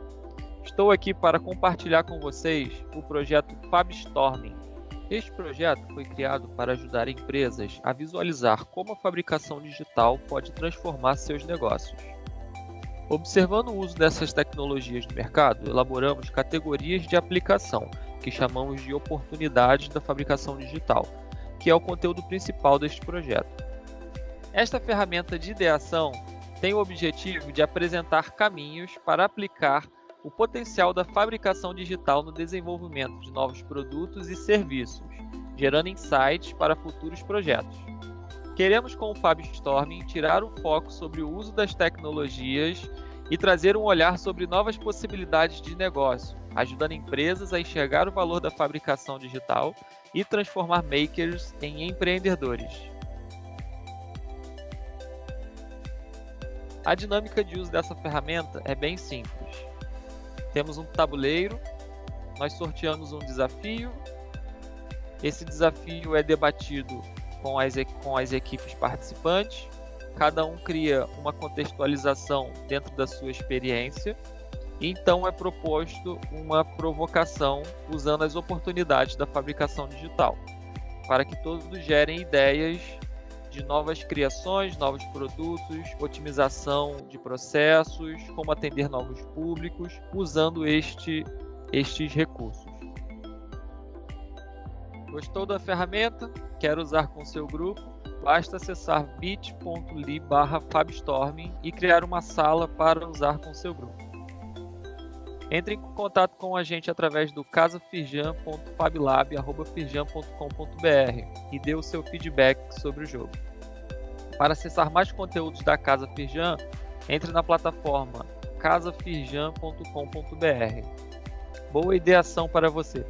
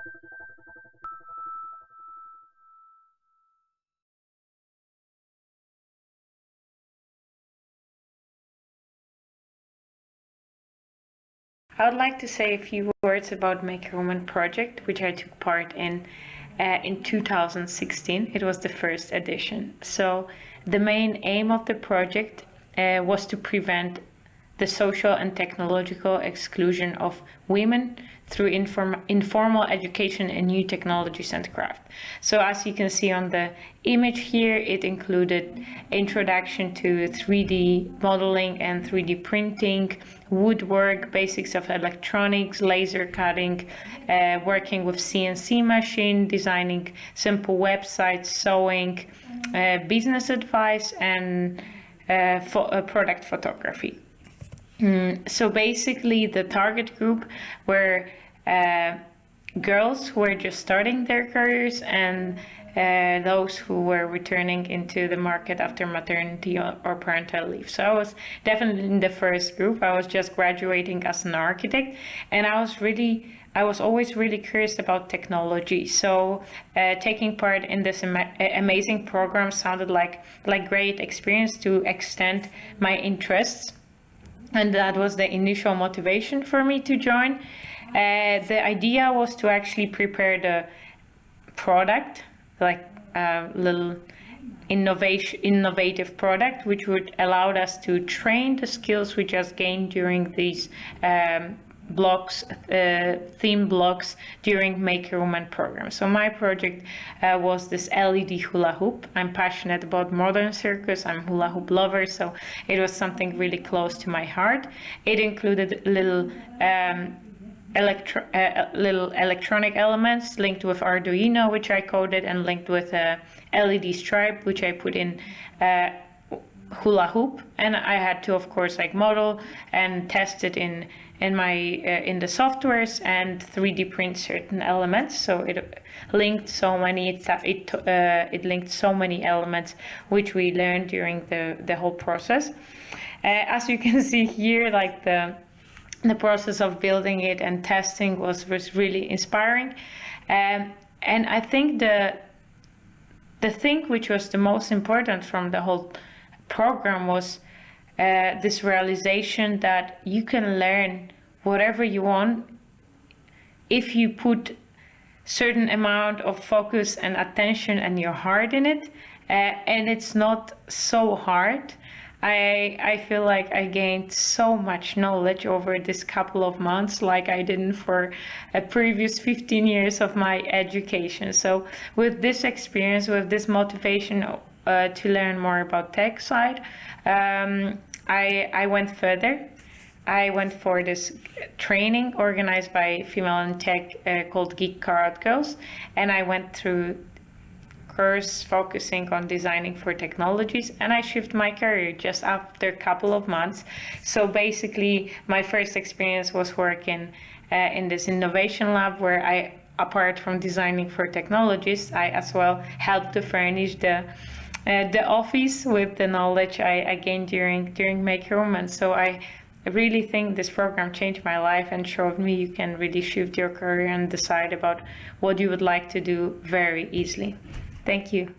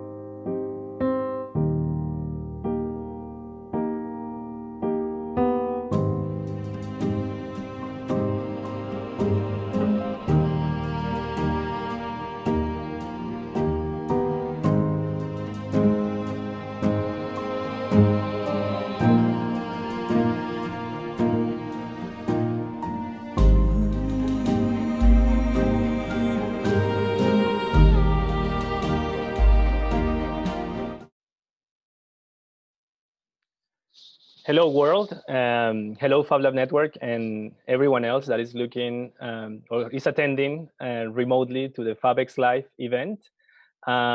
This is a very special edition. You know, we live in this paradoxical time in which a very small, tiny virus is producing probably the biggest changes in the world. Some of them probably needed, some of them not. But for sure, alongside with all the negative implications, there are other positive ones. This year, we are not meeting in the same place as we used to do every single year for the last 15 years. But we are making more accessible the content and the amazing knowledge that this network has been generating for close to 2 decades already. So you are in FABxLive, which is an event co-produced by the Fab Foundation and the Center for Bits and Atoms. And this is the 4th day of this event, following 2 previous days hosted by Neil Gershenfeld, Sherry Lassiter, and Blair Evans. This special day is about emergent futures. And if you attended the previous session, you will learn that this is not about flying cars or science fiction. This is about a more critical conversation about how we use technology to enable the futures we want. And in order to have the futures we want, we also need probably to shift certain narratives and start to build certain values while building those futures. So today, I'm really glad to have in this conversation 5 people actually, 5 people representing the work of the network, the work of technology beyond the labs, right? Beyond the spaces where you create things, because these amazing places where you learn how to make almost anything. I think there is also another dimension that is connected to what we do, which is how we change the world and how we make it the place again that we want to live, and how we enable the emergent futures we want. So having people that has been, choosing this group of people is basically related to very young ages, but yet a lot of work being done already. So this is people that has been able to create their own career path. They are hybrid profiles. You will learn about that. They have been having, I don't know, maybe 4 or 5 lives already. And we want to learn from their work, but also I want also to learn from how they see the future that is coming, if it's coming or if we are making it coming. So I think that without further ado, I want to introduce our first speaker, and is Alejandra Diaz from Mexico, but at least born in Mexico. Hi, Ale. Let me do like a short introduction. She's doing a PhD in engineering science in the Tec on Monterrey. She founded the Laboratorio de Diseño Avanzado, which is a space for interdisciplinarity and experimentation in design in the Latin American context. And she's also one of the co-founders of the Fab Lab Kits that most of you or some of you know. So Ale, the stage is yours. Thanks, Tomas. No, I'm very excited to be here. I'm very honored too. Let me share my screen to get started. And here I go. Okay, so yeah, my talk is called "Stop Chasing the Future," and I hope I can explain why by the end of these 10 minutes that I'm going to be talking. I want to do this as a personal journey throughout what I've been through in the last few years and where I am now and what I think it will be. So I want just to start talking about my background a little bit. I'm an architect and I practiced architecture, like traditional architecture, for some years after I graduated. And then I did a master in IAC, as many of you, all of you actually, all the speakers here. And then I also did the Fab Academy in 2014. And as Tomas said, I right now doing a PhD in engineering science at Tec de Monterrey that mixes reconfigurable robots using compliant mechanisms or soft robotics. I still don't know how I'm going to achieve this, but it's where I want to get. A couple of years ago, I founded with my husband the Laboratorio de Diseño Avanzado, where we do a lot of digital fabrication with traditional construction and parametric design. So we build things, we make things in different scales, mixing traditional techniques with digital tools. Now, like this small pavilion, we do interior design, and we also do some industrial design for traditional customers. One of the last projects that I did is this one. We got a fund from the National Fund of the Culture of the Arts in Mexico. And one of my interests is in biofabrication, actually. So we got this exhibition at a museum in Mexico City where we could show day-to-day objects that had been passed through some process integrating bio something, no? So sometimes it was bioengineering. We engineered E. coli, for example, to make it glow. But then we also used other types of materials to make bricks or clothes, and we put it there for people to get a closer idea of what biotechnology is and have a more critical idea of it, since it's a very polemic thing here in Mexico. And with these same people that I collaborated for synesthesia, I designed and fabricated these machines for synthetic biology that have the goal to be Latin American technology. So we wanted to develop something that was made here, no, cheap or accessible at least, and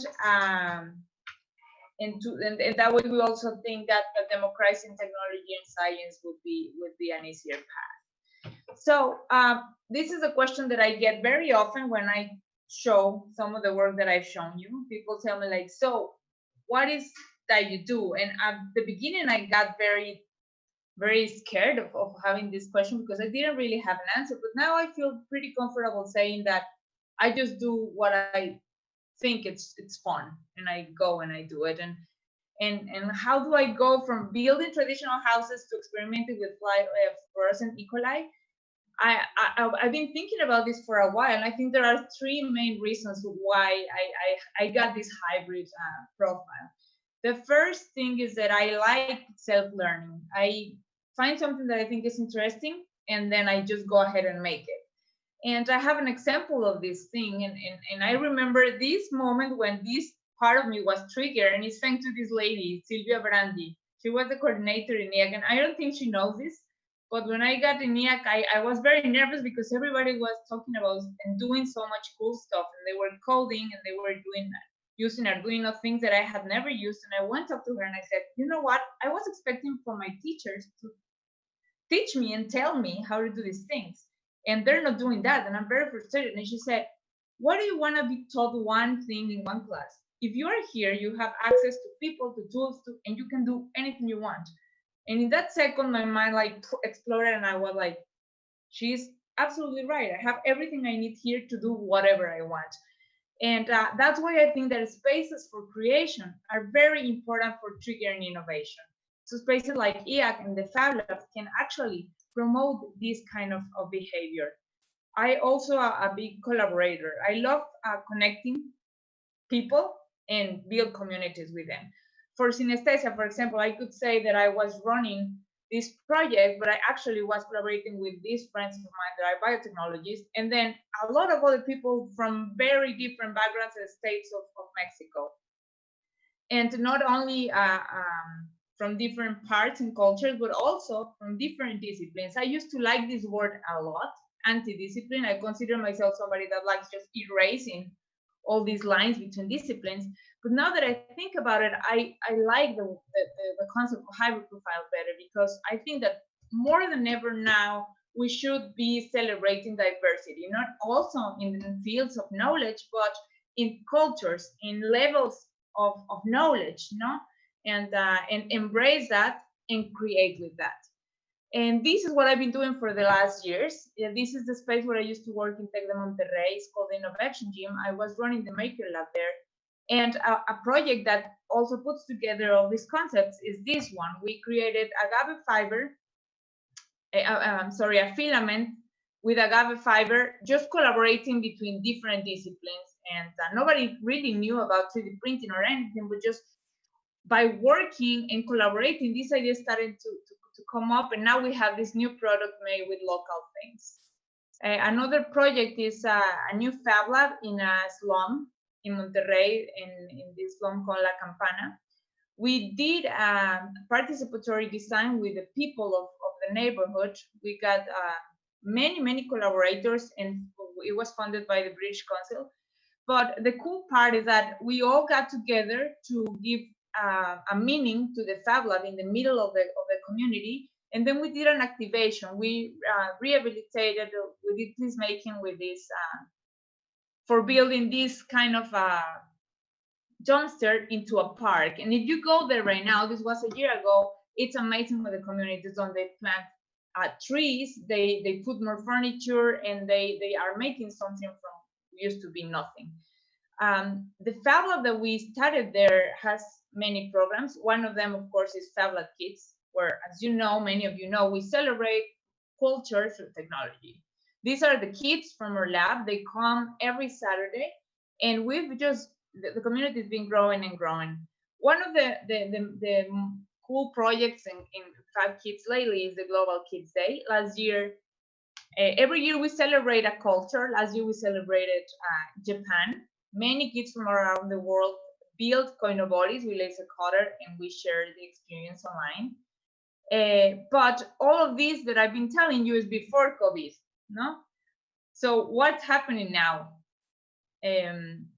Regarding Fab Lab Kids, we decided to do the Global Kids Day again, doing what we are all doing, just taking whatever we had and make it digital.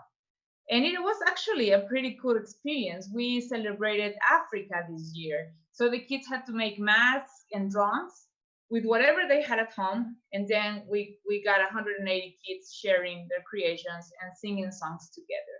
But one of the main things, or the most interesting things that happened is this. We were almost getting to the end of the workshop, and we said, okay, now it's time to interact. And we would try to explain them how we were gonna sing together, and they just started doing this, right? They were just saying hi and saying hello and yelling different languages and just, you know, like just doing this in the screen. And we understood that the kids were eager to interact. And it's something that these platforms that we're using now are not really giving to them. Okay, so this was very eye-opening to me. I was like, okay, so we're trying to collaborate, we're trying to communicate, but these platforms are not really doing that. And that's when I also decided to do an experiment on between the virtual world, the virtual world, like how the hyper virtual reality works versus a very analog one. In my class, I teach digital fabrication. How do you teach digital fabrication without machines and without access to the labs? Well, I decided to take my two groups, my two courses, and do one in a hyper virtual reality. We took the class to Minecraft and we did everything there. And then another one that wouldn't use any type of technology, but everything with hands. The experiences were very different. They both had to build a Rube Goldberg machine. There are these machines that make things in sequence.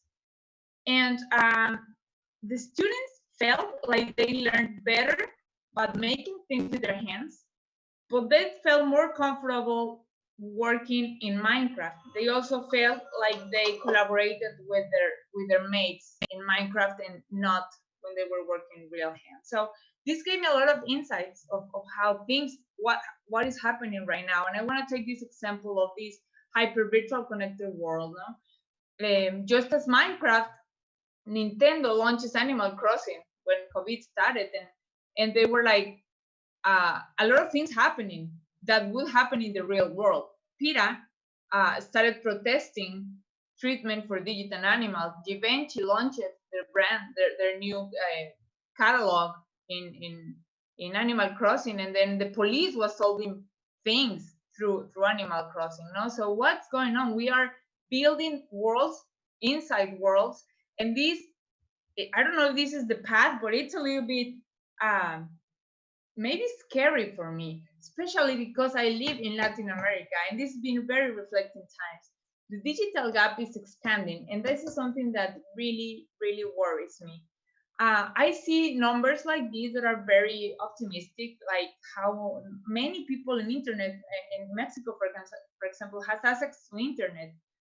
Maybe 66% of population older than 60 years old has phones with internet, and that sounds very good, right? That sounds like a very good number. But then if you keep digging, you see that all that information that is in English, and only 5% of those people speaks English, right? So if we take this to the educational path, you say, like, you do the math, right? And you're like, is this really the way? Like, having access to internet is everything? And I think the answer is no. And I think it's the same thing that is happening in Fab Labs. And that's when I realized that what I've been doing in the last years is chasing the future. I've been looking at what's happening in Europe, in the States, and I've been trying to real hard to stay updated. Okay, you talk about machine learning, and I go there. You talk about robotics for fabrication, and I go there. But is it really apply to what I live right now? And this is an example of what is going on in my mind. Tomas Vivanco recently invited me to do a workshop for the Digital Futures World, this event for architectural and digital digital making. And I proposed this workshop where you take data from databases and you visualize it or manipulate it with physical interfaces. I'm very interested in this relationship between the physical and digital. And when I see what others have proposed, I freak out. Like, I enter and I see what people are proposing. They're talking about artificial intelligence, VR, biodesign, neurodesign, and I'm like, wait a second, I am not updated, right? Like, I'm dragging behind a little bit what's happening.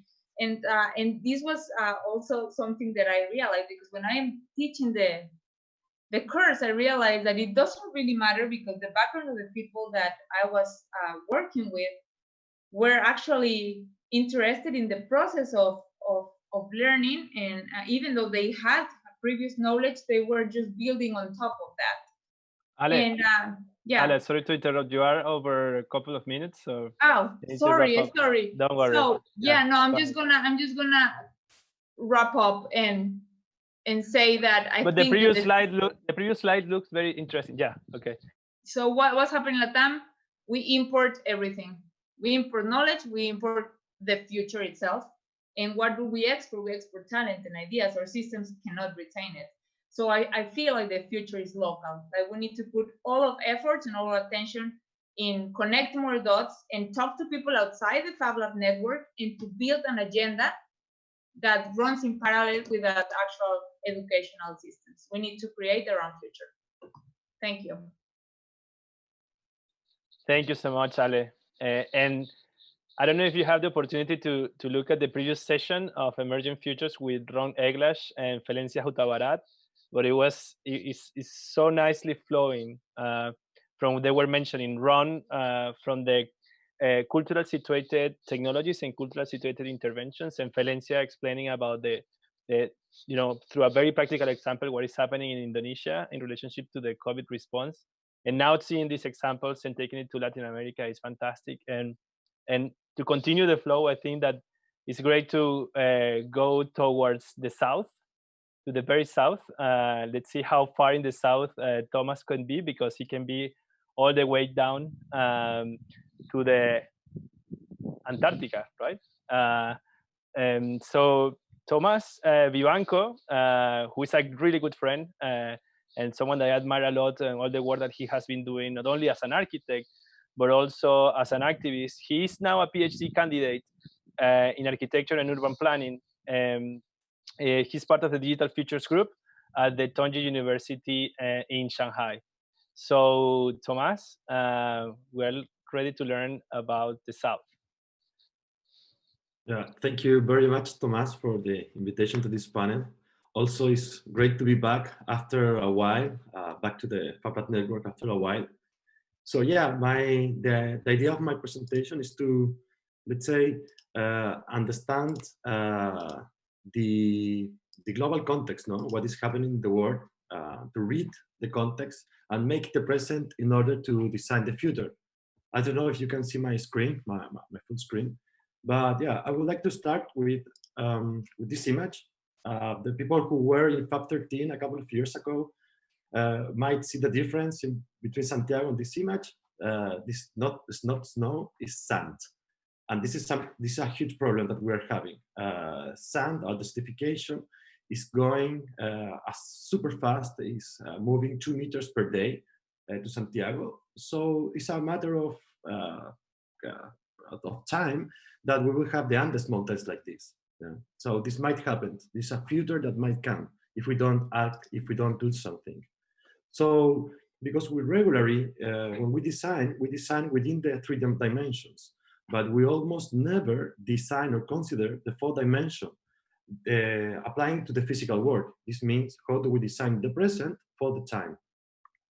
So I will divide my presentations in 4 main topics. And the first one is to understand the urban impact over landscapes. The first that I have to say is that rural areas almost doesn't exist in the world.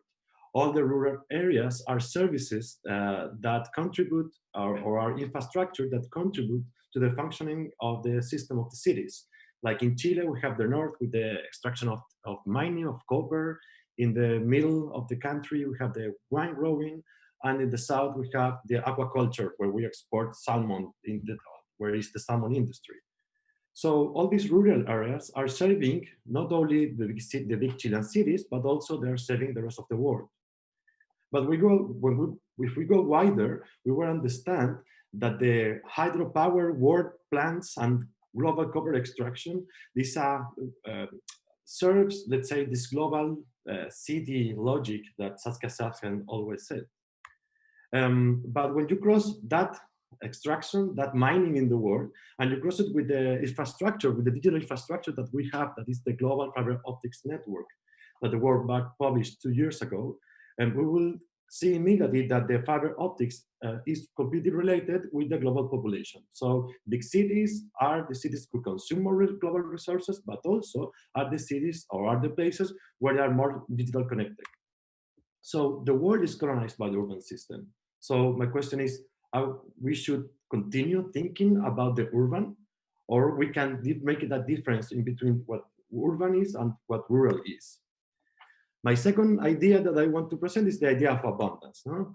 This is a typical image of a Black Friday that could be anywhere in the world. Could be in Santiago, could be in New York, in London, everywhere.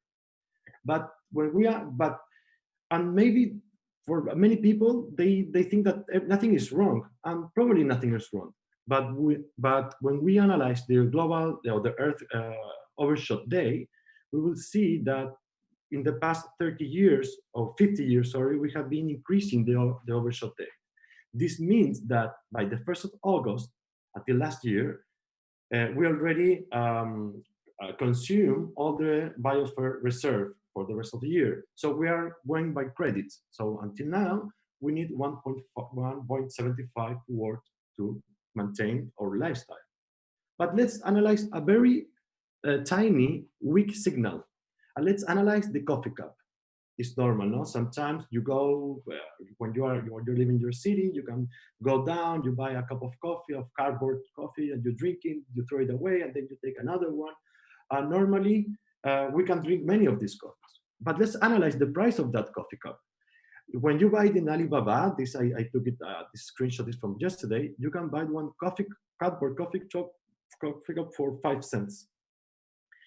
But when you analyze the environmental impact of that coffee cup, means that one coffee cup contaminates or uses 10 centimeters of landscape. This means that if only Starbucks coffee cups that they have the 3% of the global production means that we have 76 million cups. But when you go to the pricing, if a cup contaminates 1 or 10 centimeters, then 100 meters cost $60 because of the price of the cup. Where you can buy a piece of land with $60? Almost nowhere. So who pays the bills? Who pays the difference? Because we as users, we don't pay the bills, we don't pay the difference, let's say, of the contamination, of the global impact. And this guy pays the bills. It's not the economy, it's not the people, it's the planet. But something happened, yeah? So as I was saying before, the August 21st, we have the 99 global shot day, but something happened. A couple of months ago, this was a global panorama in almost all the cities, New York, Paris, and what happened? Happened the pandemic, no? And this pandemic generates a positive impact in the environment. So for the first time in 50 years, the overshot day was reduced. And was reduced quite a lot, almost 20 days. So thanks to pandemic, let's say, we are now decreasing the amount of Earth that we need to use to maintain our normality. So do we really want to go back to normality? But the idea of abundance, that we can go, consume, take coffee cup and throw it away, of all these weak signals, is done. If we don't read them, then we will still living in an illusion. So we shouldn't go back to that normality. The third idea, this design as a process, not as a result. In high school, I wanted to be an architect. I always wanted to become an architect. Yeah. So I remember that almost in the last year of high school, I need to choose like specific, let's say, courses to develop my professional career. So I took computation, natural science, and arts. That could be like very normal, no? Someone who wants to study architecture nowadays. But that happened 20 years ago. But the system, the Chilean system, or my school system, instead of thinking that I was right, that like they will, instead of pushing me forward or supporting me in my decision, they sent me to the psychologist. They said, this guy is crazy. Why this guy want to study architecture if he's choosing computation, natural science, and arts? There's no relation at all. But 10 years after that, I moved to AYAC, and I was thinking about transforming architecture as an environmental metabolic system where environment can interact with people and the building can adapt. So the relationship between natural science, computation, and architecture make, let's say, a point when I was studying 10 years later. But nothing changed me so much until the next year when I was working at Fab Lab Barcelona. I was assisting Thomas Vivanco in the studio class, and I had to solder my very first PC board. And that PC board was the do-it-yourself urban sensor kit. This urban sensor kit was the, let's say, the 0 stage of the smart citizen environmental kit. No? When I was confronting to this, I didn't know the difference in between a transistor or a capacitor. But I went super deep into understand that in order to design our future of our urban, let's say, or landscape, I need to have control over these critical technologies. Of course, that from all the PCB boards that I soldered, only one worked. So an engineer had to come and make everything run, but it was very transformative to me. So I understood that designing an architecture was much more like this image. Like, if you want to make fire, you can't make you must design, let's say, the chemical reaction, how to create fire. So I understood that design is a metastable dissipative process between two different states. To understand that, I will show you 3 images that I did in the Fab in Boston, in Fab 10 or Fab 11 in Boston, while I was pitching for Fab 13. The first image that I showed was this, no? Santiago with super nice or super beautiful, outstanding like economical numbers. My second image was this, people in the streets manifesting because they don't have, because of some incomes. And then I was showing these other numbers. This is why we propose to do the Fab 13 as fabricating society. So we invite all the Fab Lab community to think about the future of our society, but also to make the future of society, or fabricate the future of society within the Fab Labs. Last year, since October of last year, we have this huge Chilean manifestation. 2 million people were on the street. So nothing changed too much. What all the people were asking for is for changes. So Fab 13, I think, was a very, like, let's say, advanced view of what the Chilean society was making. So the relationship between Fab 13 and what was really happening was very close. And we did that 4 years before. So systemic thinking plus critical technology plus speculative design can build this idea of new materialities. And when I said when I work with new materialities, I mean like in between the scale where you don't go to engineer, but you do go excessive into like a massive scale. So I design in the mesoscale. And the idea of mesoscale, this is a project that we developed in the London Design Biennale with Andres, when I was co-running with him Fab Lab Santiago, and we worked in a cybernetica project developed in Chile in 1971, and this was the very first physical cybernetics project in the world. That is someone, imagine that if someone is developing a teletransportation machine nowadays, it's kind of the similar. Stafford Beer was behind this project. Also taking in consideration the certification of the planet, we developed a mobile sand 3D printing machine 4 years ago, but also we were using or creating like environmental digital fabrication machines where we embed design and digital tools, and designing machines with only trash or technological trash, and connecting those trash in between energy. So we find the energetic relationship in between all the components in order to redesign new material expressions. But also, we were speculating also in this, I do with my students in my studio class, when we were speculating about what if we don't have any other piece of land? What if no one will have another piece of land rather than their bodies?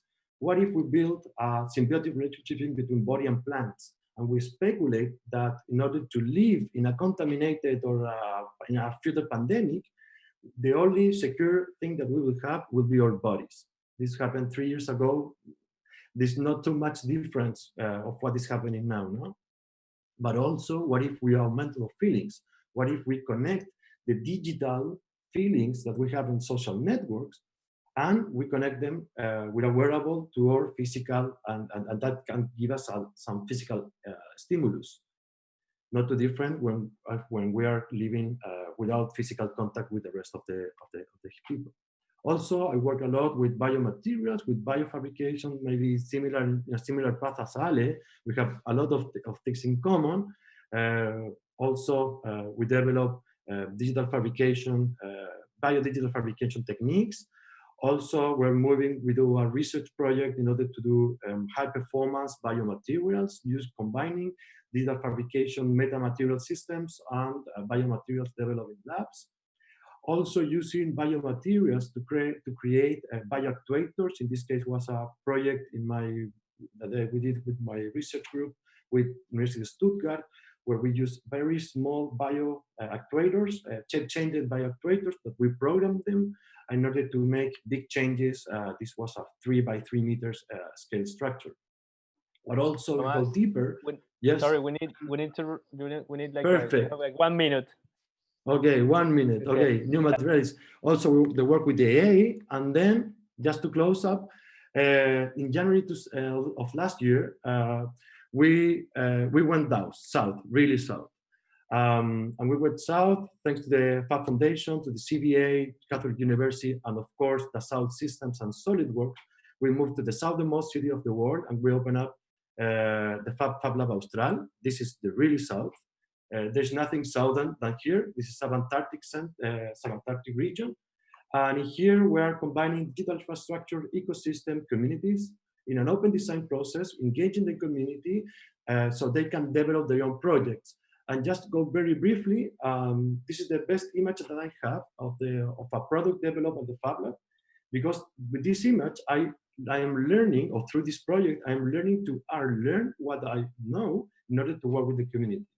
So for me, building the future is decolonize design and decolonize digital fabrication of what we expect in order to transform from design digital technologies, natural resources, science, culture, to develop sustainable communities.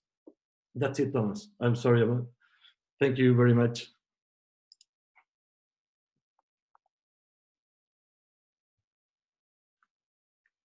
Thomas, you are muted, I think, no?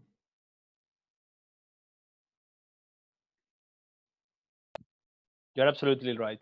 I was saying, like, my apologies for having to, remind you that we need to wrap up. But also, I want to enable the time to have a conversation afterwards.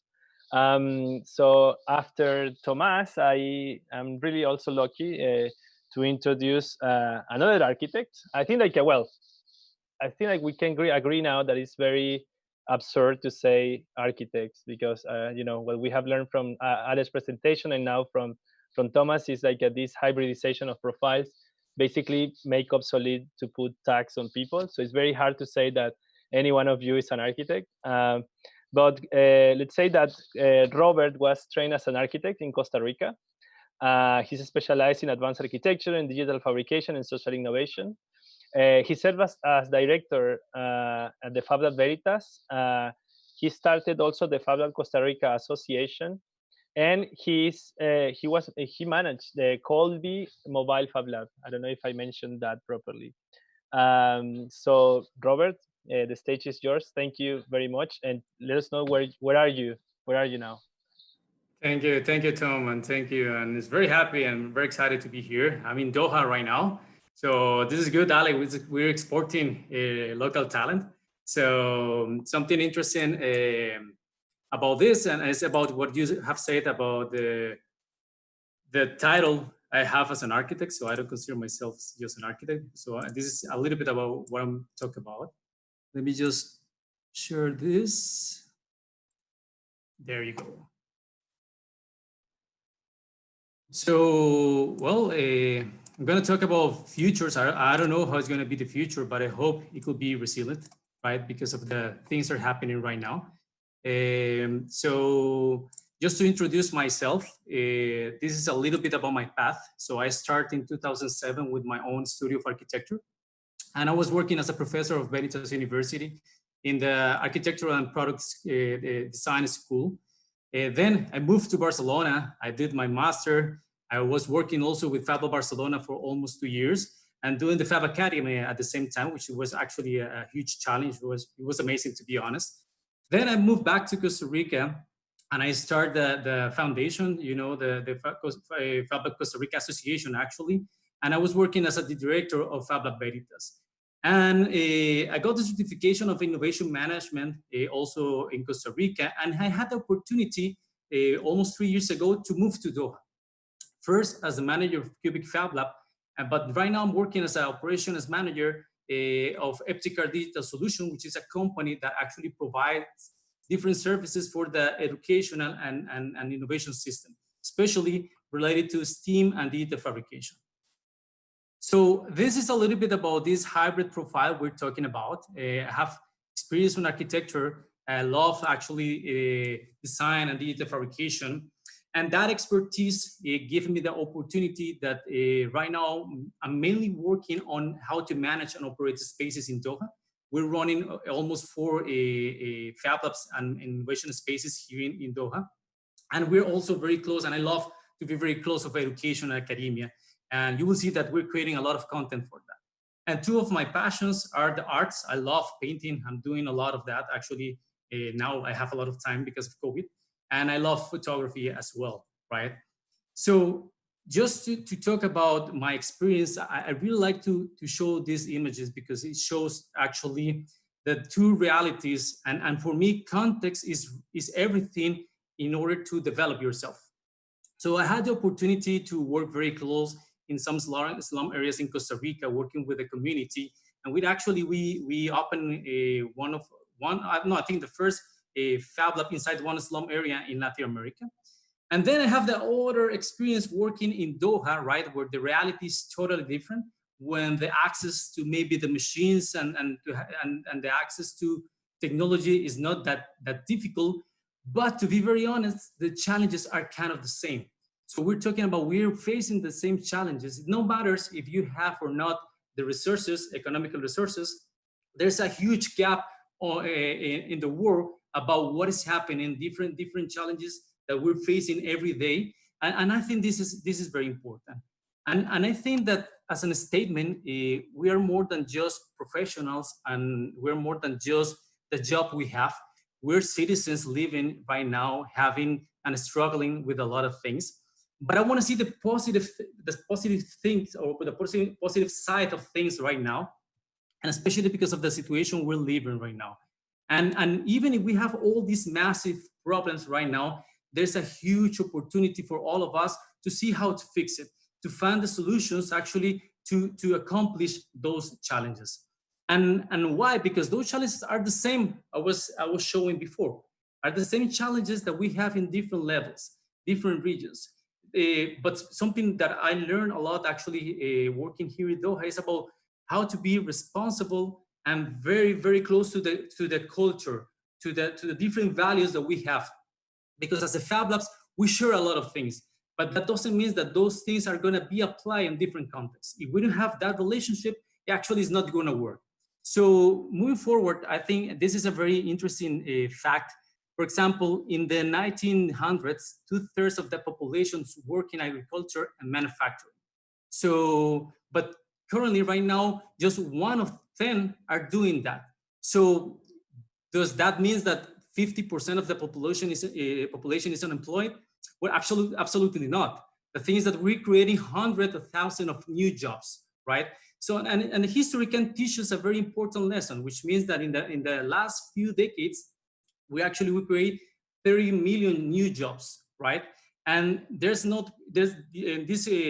jobs were not created by big enterprises. No, we're talking about they were created by high growth new ventures.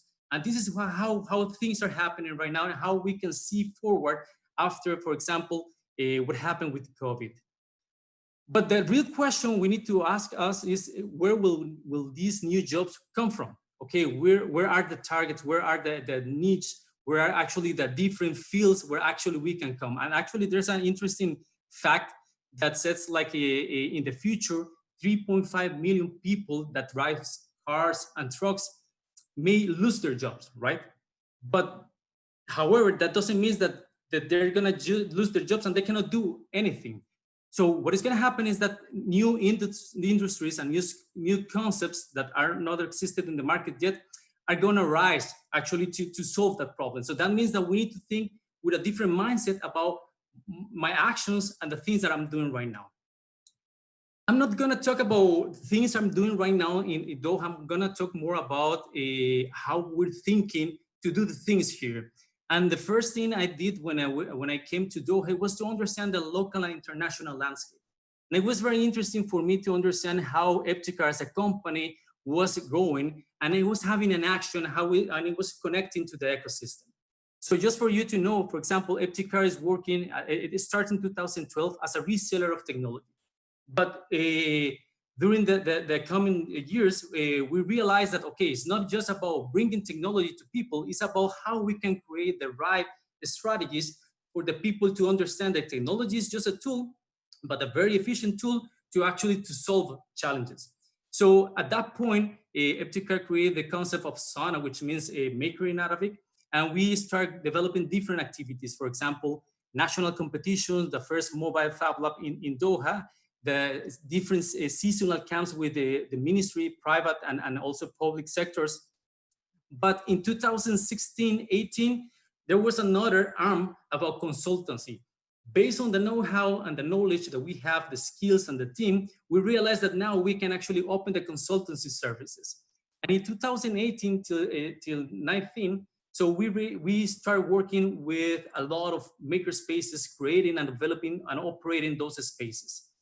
And last year, actually, we had the opportunity to say, okay, instead of just giving services, let's try to start creating products.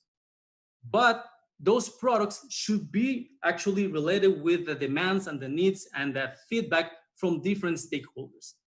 Just to summarize very, very, very brief, these are the kind of services we're doing right now. But the interesting part is when we analyze how we were doing, how was the old normal before COVID, most of the things that we were developing were programs for a public and private sector and running spaces for different stakeholders. But COVID came and actually hit us a lot, very, very strong. And if we make an analysis of this, we see all of us together in as a company in a boat. We're a boat with a lot of goods, knowledge, ideas, skills, but then actually we have this crisis. And this crisis is actually a time to be resilient and how to activate different strategies to move forward. The first thing we did actually is to understand who are the winners and the losers in the industry because of COVID. And actually we are in the losing part, right? We were losing a lot because we're working on education and manufacturing. But when we analyze actually how there are some sectors who are actually gaining a lot, we realize if we link the current situation, the current mood or way we're doing things with the markets that actually are growing, we can actually execute and create different and very interesting things. The first thing that we did, it was to adjust the services. We provide actually hands-on activities, workshops, but we figure out, okay, how we can continue deploying and giving the kids the hands-on activity, bringing the kids to different places, of course, with the securities and protocols because of COVID, and shifting the way that we were actually, how we were teaching technology. But something interesting, and I think this is one of the most important things for me at this point is, okay, based on the needs of the market and based on the situation that we were having as a company, instead of just waiting for the COVID to be over, we defined to actually work on 3 different projects. One of them is actually the SONA Master Program. Is going to be an after-school program, online and physical, that actually is tackling the 4 Industrial Revolution skills development. This is actually right now developing, and we're going to start testing the first MVPs. Something very interesting is that we developed Judur. Judur is an online and physical curriculum to learn Arabic in a more an engagement way. This is interesting because the way most of the international companies are teaching Arabic is like how they teach English. So it doesn't make sense. It doesn't actually apply for the roots of Arabic, sorry. And then we launched last month Siaga, which is a design and a digital fabrication platform that links designers with manufacturers to create products needed by the market and produce them together. So what I'm trying to show you guys is actually mainly all the strategies behind a process, all the strategies behind to take the actions needed and to be resilient to those actually critical moments. And I remember that in the email we got from Tomas for this amazing invitation, he was asking how we envision the world in the future, right?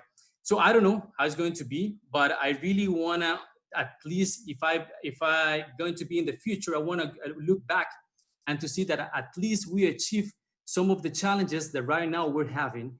And those challenges were through the actions and the different paths that we did in actually our daily efforts in life.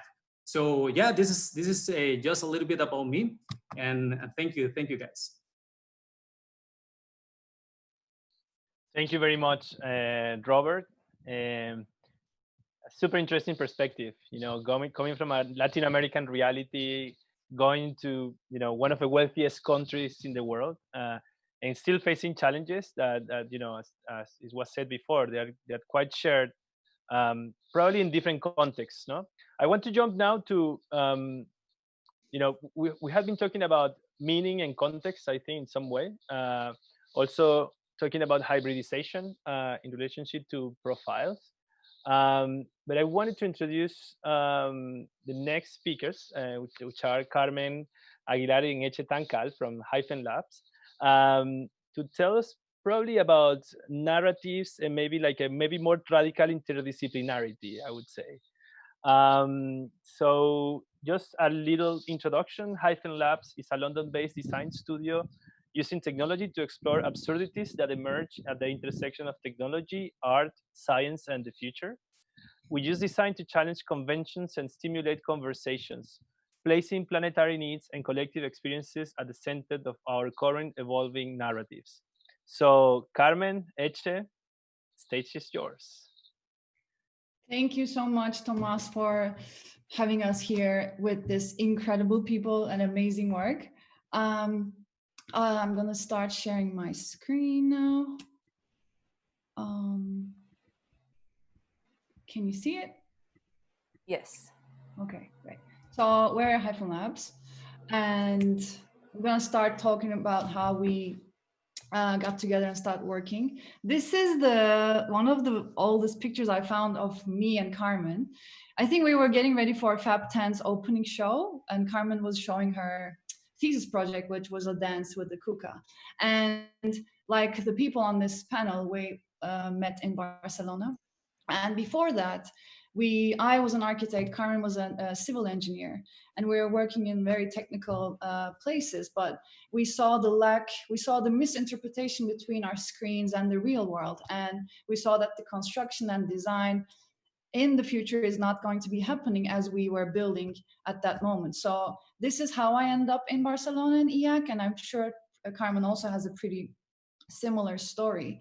And then that's where we were exposed to a lot of different tools and how we can make our imaginations happen with like very hands-on experiences.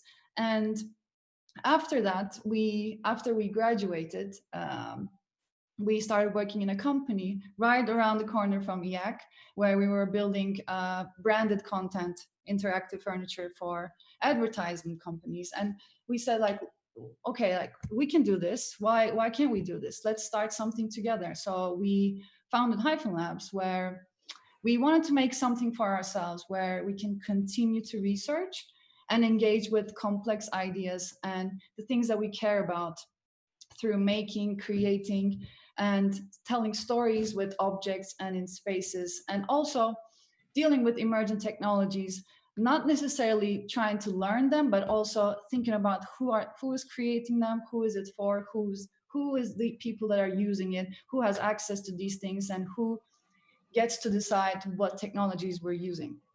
And our work is a bit different than the previous projects, I think, previous projects that were presented.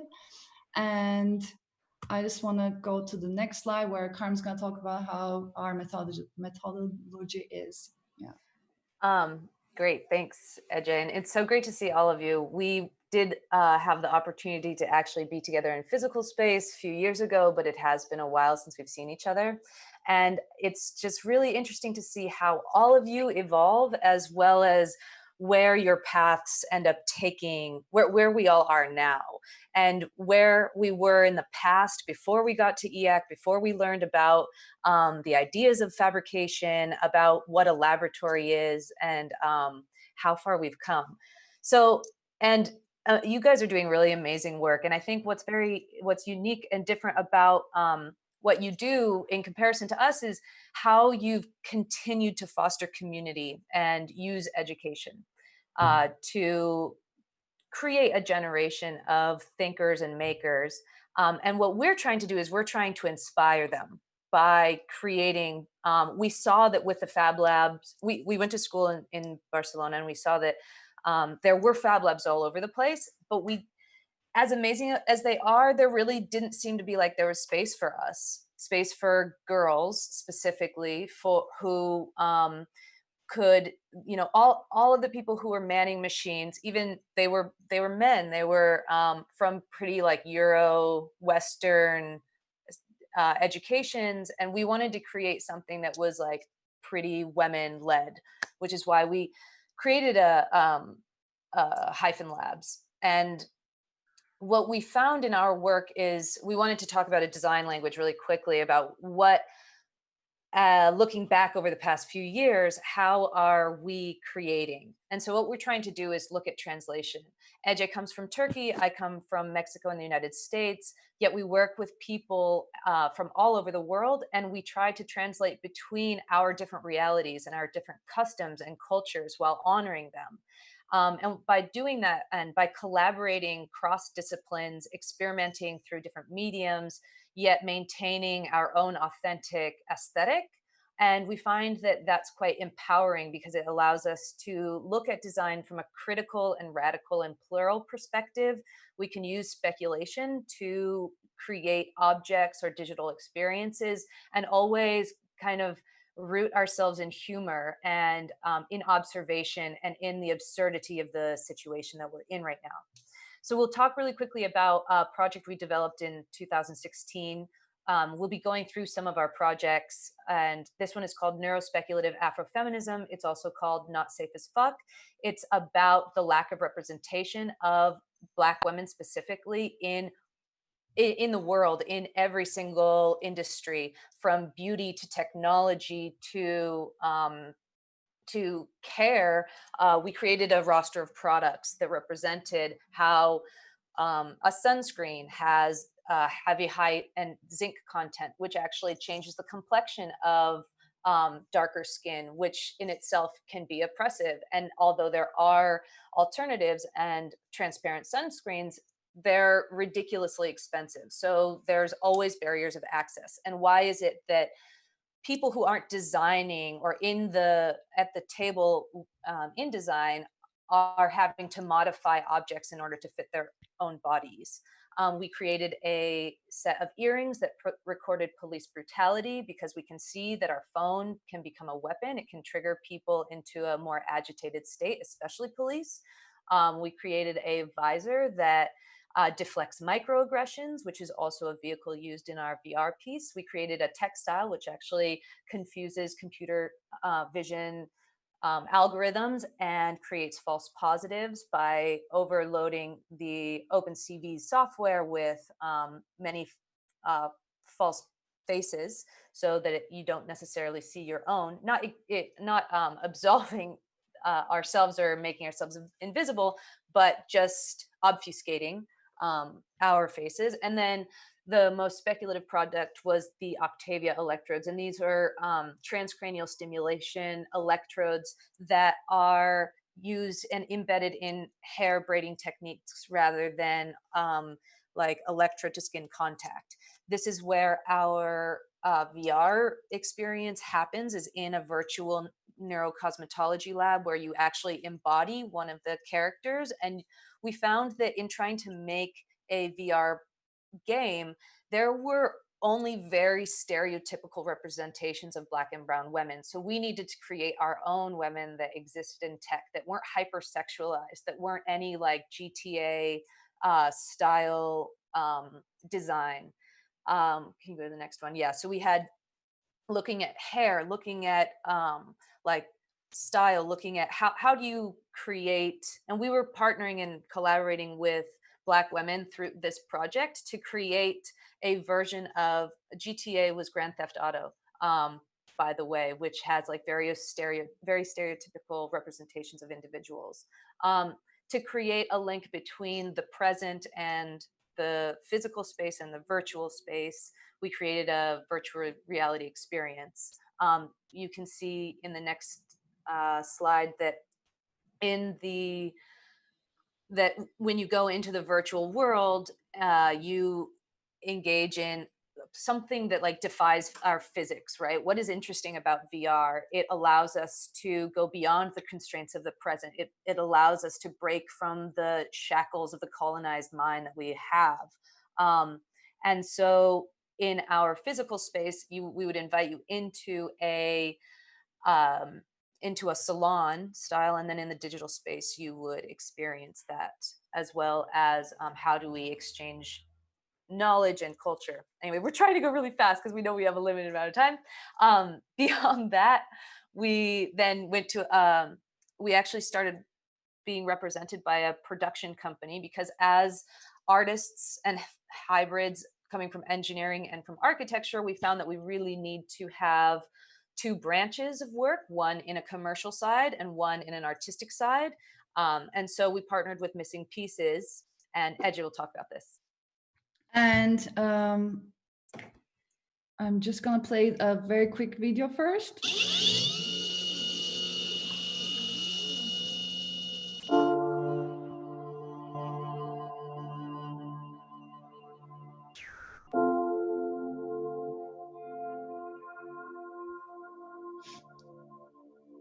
His fall was pretty bad. I've had 4 knee surgeries. I fell off the scaffold and injured my back. First thing was a medication plan for pain. It was just like, write the script, put the Band-Aid on it. I have friends. I actually gave away my last medications. We just kind of swap, or if one doctor denies you, you go to a different doctor. I went to my grandmother's house. I was taking her pills. It was good when I was taking it. It's just mentally and physically exhausting trying to pretend that something is not well when it is. Okay, so there's something that I would like to show you. So as Carmen was saying, we are now represented by a company in New York and in LA, but we're very lucky because they pair us with projects that we deeply care about, like raising awareness and talking about issues that talking about current issues. So this was a project about opioid crisis in the US. Each year, actually in 2016, 22,000 people died because of opioids, prescribed opioids that has been given by a doctor to you. And they wanted to create this space where people can come and talk about the people that have lost their loved ones, their family members, and the other people that can come and learn about this issue that is impacting a lot of people. And what they wanted to do is make this memorial wall, which consists of 22,000 individually carved faces of the ones that we lost to the opioid overdose. And we wanted to put it in this infinity room where the physical part is depicting the people that have died directly from these pills. But the reality is like there are so many people who then die because they are on harder drugs, or their communities or their families are impacted. So there's no end to this problem. And what we used here was we individually CNC'd all of these faces.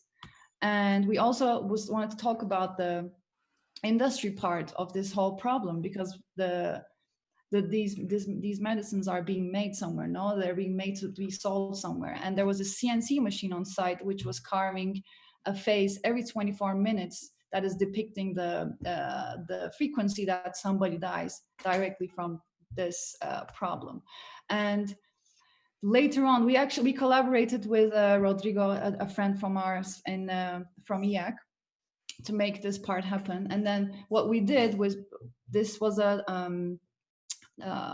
traveling installation, but we also wanted to make it accessible online. So we created this like virtual place where people can go and learn about stories of many people that have died throughout the US, and they could also go and contribute their stories on there. And somehow it ended up in White House garden. And we'll skip her really quickly and keep going, because we don't want to pick platform. Yeah. And then we, after that, we came to London and we started our residency in Somerset House, and Carmen's gonna go from here. Really quickly. So we started working with the Tate in 2019, doing a project around power and trying to interrogate what are the power structures. And since we work with technology, we try to look at what are inside our cell phones. The reason why we feel so powerless is because we don't know how how we're interacting with algorithms. So we worked with a artist, Caroline Cinders, and we created, responding to the question of how did we get here? We took over this space and we tried to get people to look at their physical spaces, a town hall, which is a very public space, a park, which is a semi-public space, a living room, which is a semi-private space, and the loo, which is very private, and then also match your technology. So where does Twitter exist? Where does Facebook exist? What does messaging look like? And what happens in your incognito browser? And so we created kind of a roadmap for people to come into the space where they could look at how did they actually get to the space? Did they walk? Did they use Google Maps? Did they take a plane? Did they have to have any kind of biometric or facial recognition? Did they take a car or an Uber, or did they take public transportation? how are technologies seeing us and looking at us and affecting the way that we move throughout the world. And so we took them through this roadmap while also having a huge amount of like talks and activities throughout the experience to get them to land at a stop that feature or stop that future wall. People don't understand about how facial recognition is seeing them, what emotion detection means, what kind of political and prediction mapping exists, what kind of algorithms, and YouTube recommends, or why it gets to such like scary spaces. So we wanted to create a physical like wall with a group in Barcelona, Random Happiness, to get people to move around the space and understand the algorithms that they were interacting a bit more with. Also by creating larger panels, smaller panels, we were really getting people to get involved in tech. So we'll show just a couple of the examples of the, I think that's 15 minutes. We'll finish really quickly. We even carried the cross. We had the People's Guide to AI. So there was like vocabulary so people could understand and be able to talk about some of or not be confused when we talk about what is an algorithm. We had a machine learning karaoke, and we even had a panel with Carol Caldwater and David Carroll about the Great Hack and about political prediction. We taped everybody users' thumbs so they couldn't use their phones. And we had a space for a crypto party where people could come and ask questions about technology. So we really wanted to create a space where there were artistic interventions, but also where people could ask those uncomfortable questions around what is bias in AI, how are the algorithms affecting me, and then give them also space for some self-optimization. And then I think there were also lots of cookies. And so the last project, I guess we'll just sum up really quickly, was around capitalism, and we called it The Gospel According to Jan. And there's a book that which inspired an exhibition about late capitalism and how sleep is like our last domain of where we're not purchasing. There are apps that are monitoring us, but sleep is our last bastion of hope. So we decided to create a yawn detection library and capture all of London yawning so that we could potentially use that as a weapon of mass tiredness so that we could stop participating in the like hyper online existence that now we've moved more toward. So that's kind of it. This is a little compilation of how tired it seemed people were and ready to turn off and I guess answer some of the questions that we'll be trying to answer in this next part. So thank you. Super. Thank you so much, Eche and Carmen. Absolutely fantastic work and presentation. And I'm sorry again that we have to, to compress everything in such a short time. Sorry, it's almost 11 p.m. here. But we wanted to have room for a conversation. So we have been receiving a lot of comments. I think a lot of people is praising for your work, or for all of you. This is very inspiring, and I'm just replicating the many comments that we have been receiving in the YouTube channel. And probably I want to start with my. I wanna start first, so I wanna choose my question for all of you. And that will be related with, I think it's topics that we were talking earlier with Ron and Felencia, about the hybridization and the opportunities that we have through hybridization, especially in these moments in which polarizing views are trying to actually do the opposite, and go back, to issues related with identity, for instance, national identity, related to race, with gender, in order to separate and isolate in groups instead of merge and connect and understand that actually we are part of a quite hybrid world, also from the cultural point of view, even more. I wanted to know, I want to take it from that to take it to the way in which you express your work. And probably Carmen and Eche, you are, you can be considered kind of a techno activists, right? And in a more critical way. And you correct me if I'm wrong. I'm going to provoke here something. And then, Tomas, Alejandra, and Robert, you have been working. Maybe, you're doing activism as well, but you're still like, somehow in that boundary in which you cannot be that unpolite as Carmen and Eche can be, let's say, or politically correct. Let's say you can be politically incorrect according to the establishment. So what is that boundary? When you break it, when you start to have like to make your voice louder and say, you do the F word, or you say a very strong message to your work, or where how that process you think that happens in your work, especially. Anyone go first, and if you understood my question. You mean, when did we like stop caring about what like the people of power thought about what we had to say? Yeah, but this extra motivation, I guess, like to dismantle or to raise our voice about something that we find unfair, right? Mm-hmm. And then you use your work to raise that voice. Mm-hmm. I mean, I think it comes from not depending on the main avenues of like consumption and of payment, and like as we'd mentioned, like we collaborate with people from all over the world that have different networks and different access to different things, but who've always been told, and ourselves too, always been told that what we're doing is unnecessary and that it's insignificant. And I guess we see that there are enough people that want to talk about inequality, that want to talk about capitalism, that want to talk about wealth disparities and inaccessibility, who look like us, who don't look like us, but who we have a mutual respect for, and that we actively listen to, and that we engage. And there, I think that there are people in power who also come from that kind of perspective, and they want to support that work and see that work exists too.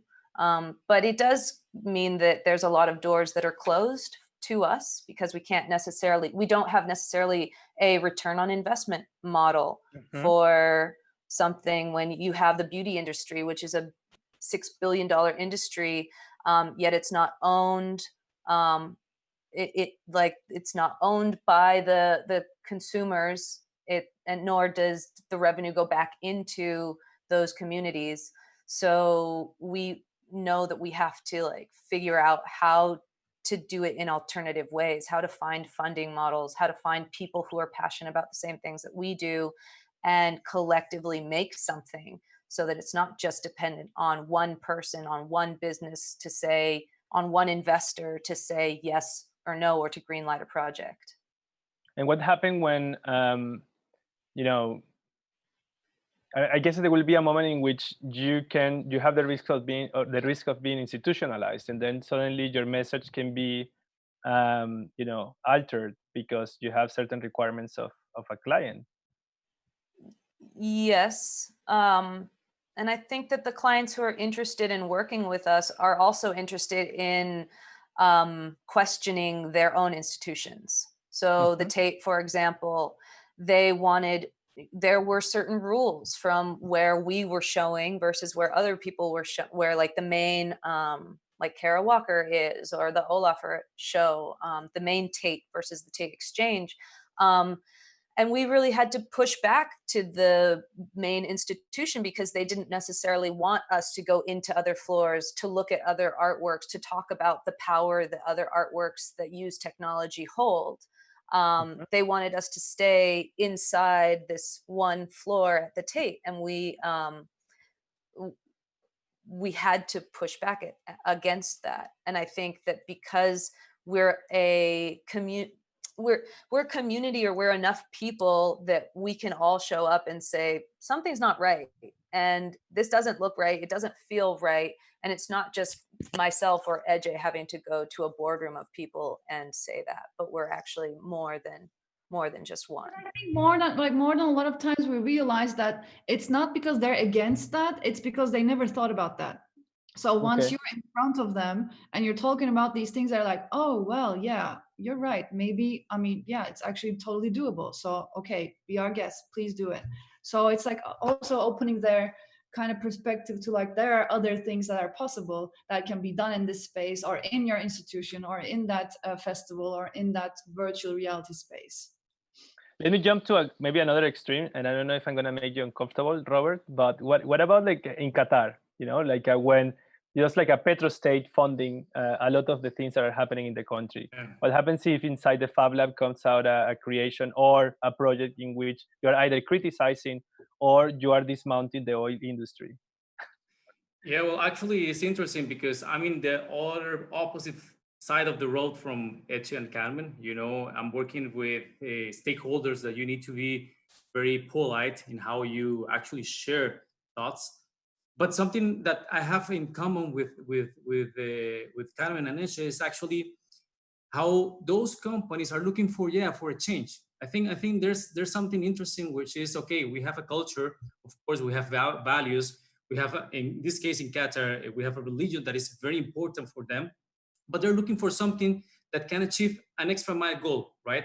And something we found is that, for example, when I came for the first time, the main challenge was that here everything is very theoretical. So even in universities, people, they know a lot about theoretical things, but they don't know how to put in practice.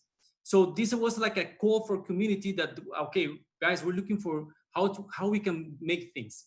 So we found, and actually working very close to different stakeholders and public and private sectors here, is that if you establish very clear methodologies, and those methodologies are actually empowered by the communities and the people who are running inside the different institutions, maybe in different spaces, this is going to have like a virus impact on the big picture. So having said that, what I'm trying to achieve with this comment is that there's ways to raise your voice, right? And sometimes it's not about the words you say, it's how you show the work you're doing and how that work actually showing through actions that a huge and a positive impact can be made, even if you need to be respectful with different cultures and different way of thinking.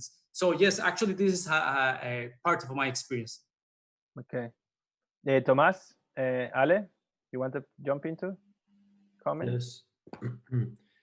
I think that this questions the idea of leadership, no? Because a normal leader will raise his voice, and also questions the idea of impact, no? And impact is like an unlikable word, you know. Oops. Tomas is frozen, right? Frozen? Yeah. Now you're not. No, but okay. No, I was saying like this questions the idea of leaderships, because we have some leaders that they want to raise their voice or they want to appear everywhere, and also questions the idea of impact. I was saying that impact is a not very good word, because it means like the crash in between an element into another surface. So we're talking about crashing, we're talking about impact. So I think that nowadays, in order to make and build futures, we need to do things differently. We need to connect wires that are not connected. And that's why I really think that reading the context, it's a key thing. But what a regular leader will do, they will appear with the solution. No? They will show you something, a problem, and they will just appear with the solution because they want to appear.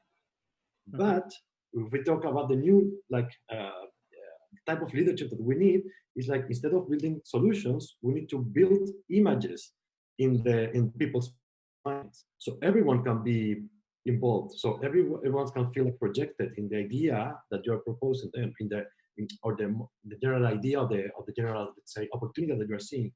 So it's not. And everyone needs a chance to be a leader too, I think. Right. Exactly. And that's what I mean with decolonizing design and digital fabrication. So they must be. They are building the solution. So in my case, as an architect, I mean like, hey, how do you coordinate those flow of energy in between people? How do you coordinate them? And probably design is not the solution, design is an intervention. No? So I think that these really questions that they have impact and leadership. So how do you raise your voice? You don't raise your voice. You raise the people's voice. You know, you just present them, let's say, the image of the collage of the connections that he's not seeing. And then the rest, you give them the platform, you give them the tools, so so those people can, or the community can develop their own solution. So it's a complete mindset, I think. Actually, I have a feedback on that, Tom, because I read in a book something very interesting about the different kind of leaders that you can find. Some of them are called builders, or some of them are called climbers, right? So it's also which kind of leader you are. You're a climber, that it doesn't matter what actions you do just to get on the top, or actually you're a builder who are making the foundations for the people to raise the voice, as you mentioned. So yeah, I just want to share that because it was a very interesting meaning. And when I read that, I was like, okay, which kind of leader I want to be, and how my actions are proving that as well. Ale? Yeah, no, I agree with this thing about leadership, but I also think it comes down again to the context. One example is this installation we did, the synesthesia, the biofabrication thing we did. It might look very subtle, very, shy maybe to be important, or to be, I don't know how to say, radical.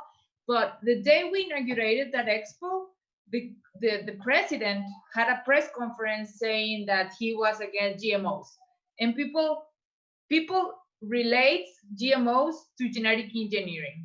They don't know anything about it. But if the president says so, then it should be true, okay? So we are inaugurating something that shows that for a public, now it shows E. coli that glows, and everybody at the conference press was asking about this. We didn't want to have a statement. We just wanted to, drop the bomb and leave. Like, let's just start a discussion to start breaking these taboos. So it might look shy, but in our context, it meant a lot.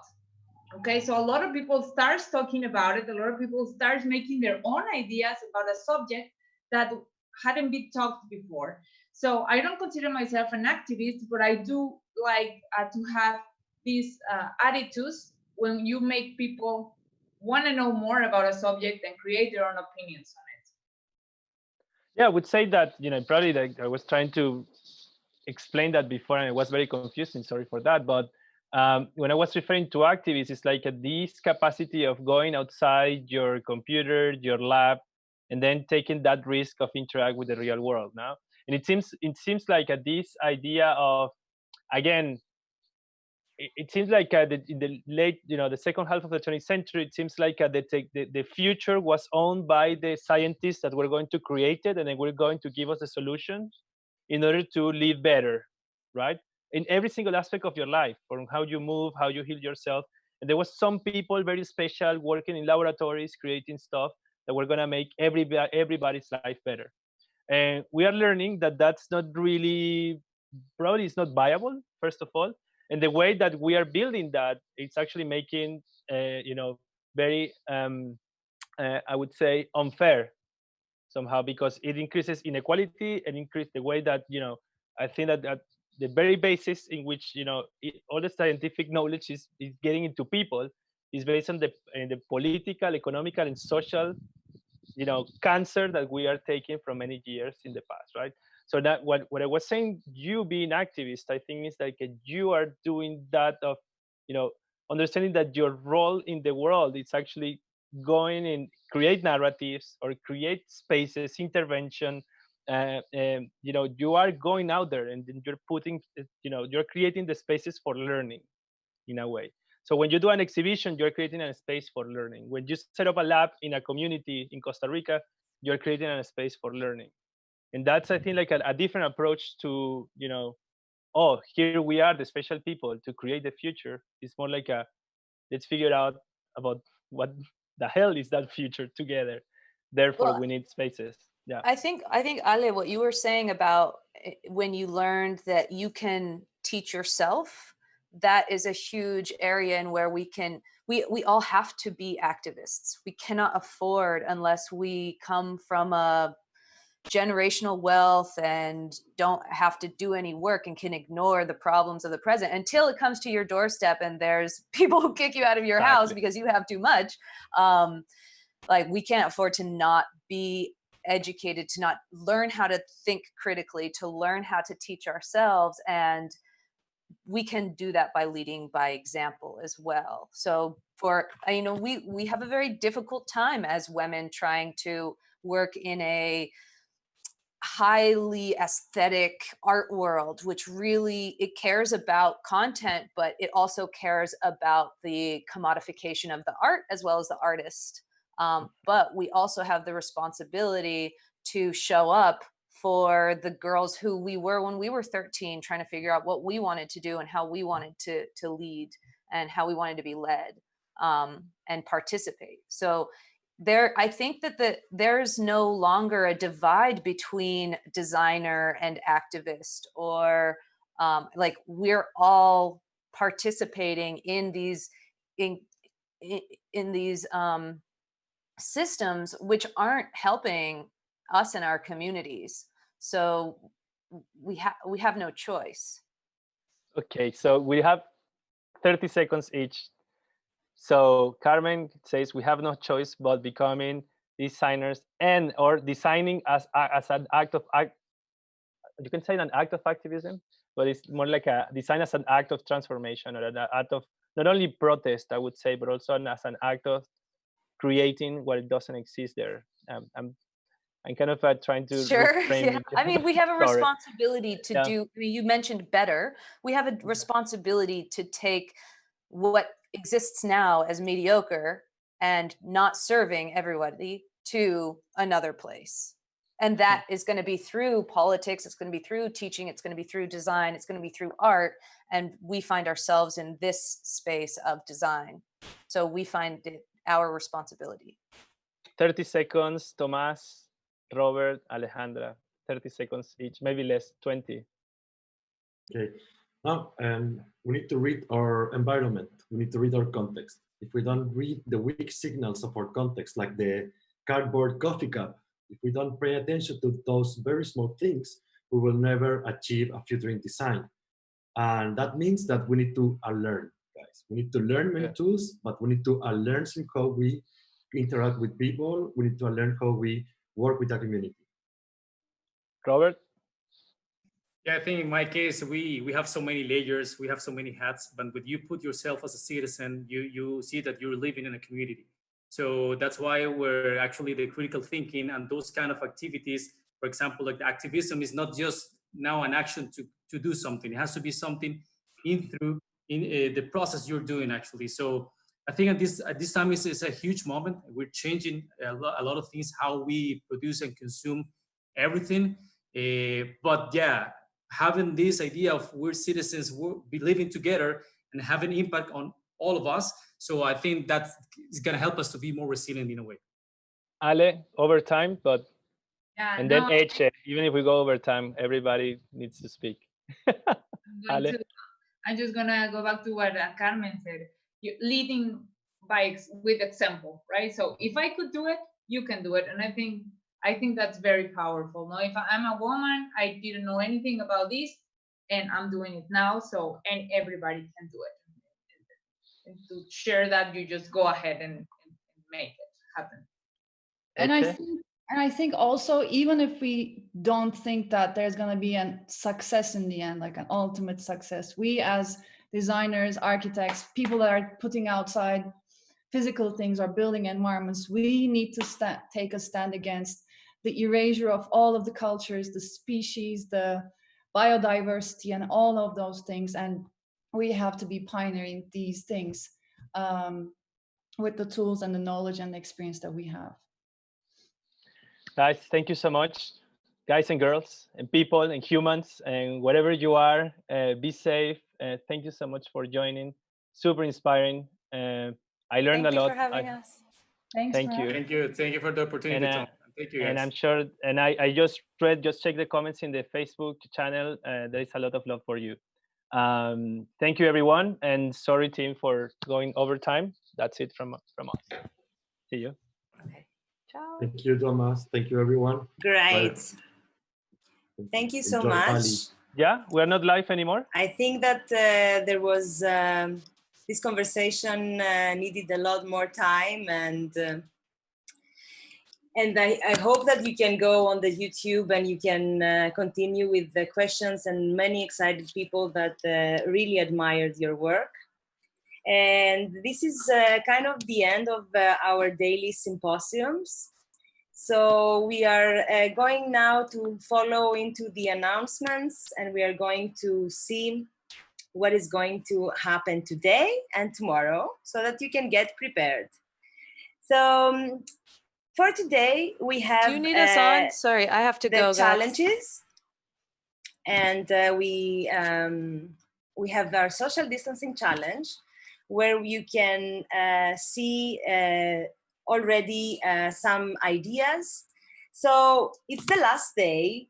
Get prepared. You have until Thursday night to post all your ideas on the chat of the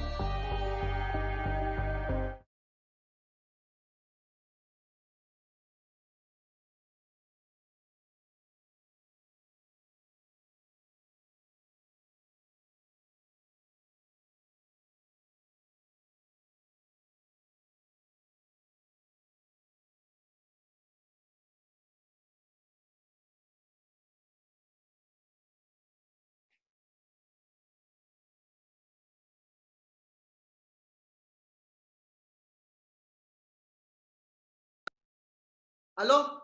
Este es un... Ya. Este es un momento para realizar el Fabercise uniendo corazones a través de la red en memoria de Fiore! Now is the time to have the Fabercise to unite all of our hearts in memory of Fiore.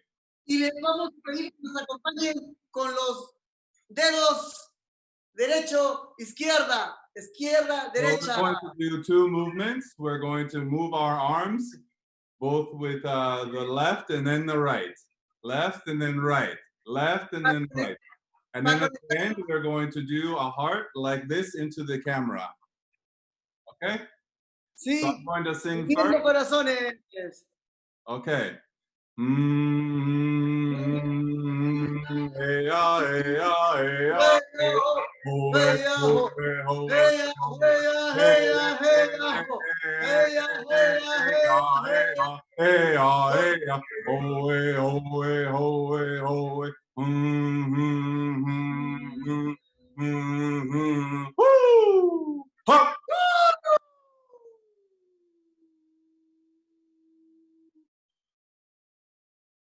Hoy Today. Hoy es un buen momento para conectarnos entre toda la red y unir nuestros corazones. Y Now hoy vamos a estar all of our unidos. network.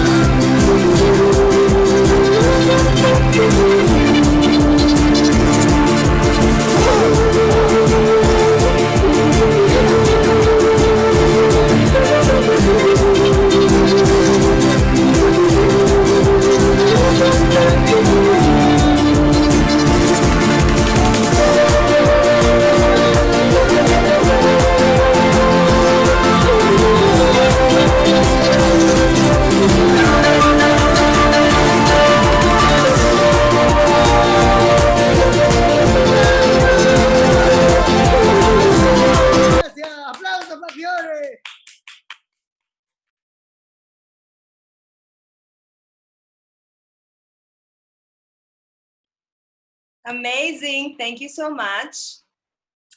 Amazing Fabercise. I hope everybody made it and that they dedicate this to Fiore. So let's start with today's announcements. We will need to see what's happening today and what's happening tomorrow. And let's start with the challenges that are running online these days. So tonight is the last night that you have the time to post your crazy prototypes on our social distancing challenge on the platform under the topic social distancing challenge.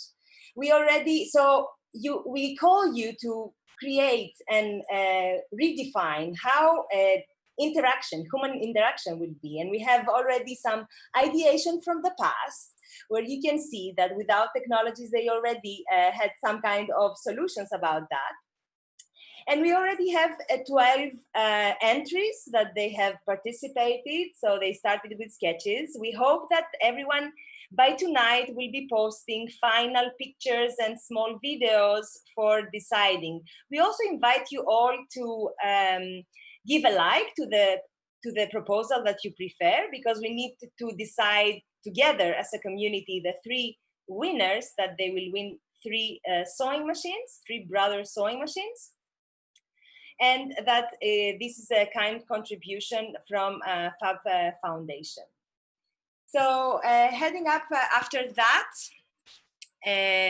we will also post the Symbio Creation Challenge, which is the challenge that is everybody is a winner.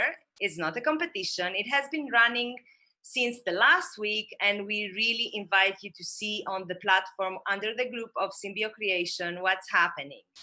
And last but not least, we have our 3rd challenge, that is the designing the new reality from Makers for Good and the Wikifactory. So if you have applied for any COVID solution, you can also apply to this challenge, because we will have more winners that they have designed for the new reality. There is also another one that will run throughout the year, that is the burpees challenge. So we have created a topic on our community platform where you can upload your burpees Fabercise video during the whole year, and we will start collecting them for the next FabX. Heading ahead, we have also created a poll for the pitches. So we have Armenia, Czech Republic, Finland, and Panama, that they are trying to see who is going to get Fab 19 in 2024. The poll has been created, many people have voted. We will announce the winners tomorrow, so make sure that you also vote for who you want to host the Fab 19. Today's workshops, let's see. So today we have 9 workshops, and you need to register in advance and be there. It's so nice and interesting material. And you can also, actually, we will be posting all of the recorded sessions of our workshops on our YouTube channel during August. And you can subscribe to the YouTube channel so that you can see them notifications when your session has been uploaded. We would like to thank all our collaborators that have helped us organize this first time FABxLive online event. And we would also like to ask for your contribution in order to keep on doing these community events and to keep on maintaining our platform. So a big applause also to the team that was able to bring this into reality. There is a big team, not only in the main, but also we have our moderators and people that they are helping us with the webpage, and people that they are helping us with all the sessions, the afternoon sessions, that they have been doing a great job. So a big applause to all of them. And now, after that, let's see what will happen tomorrow, because tomorrow it's a completely different day. It's our Global Fab Day. And we have many events that they are happening locally in different labs.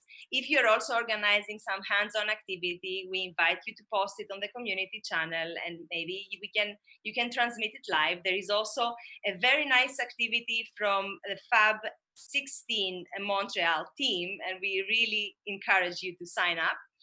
And then we will have our announcements, final winners of the challenges, the pitches, and the last wrap up of all of this week during our global Fab Day from 11 to 12 Eastern time. And then later we will head to the Academeni show reel. We will see all the projects of the Academeni and we will have the party in the end. So there is already the event created on the community platform. You can see both these. And don't forget that before these, we have created and scheduled many workshops that they run from very early Eastern time until 11 o'clock. So that's from me. Now you can start slowly heading towards your sponsor sessions. And thank you all.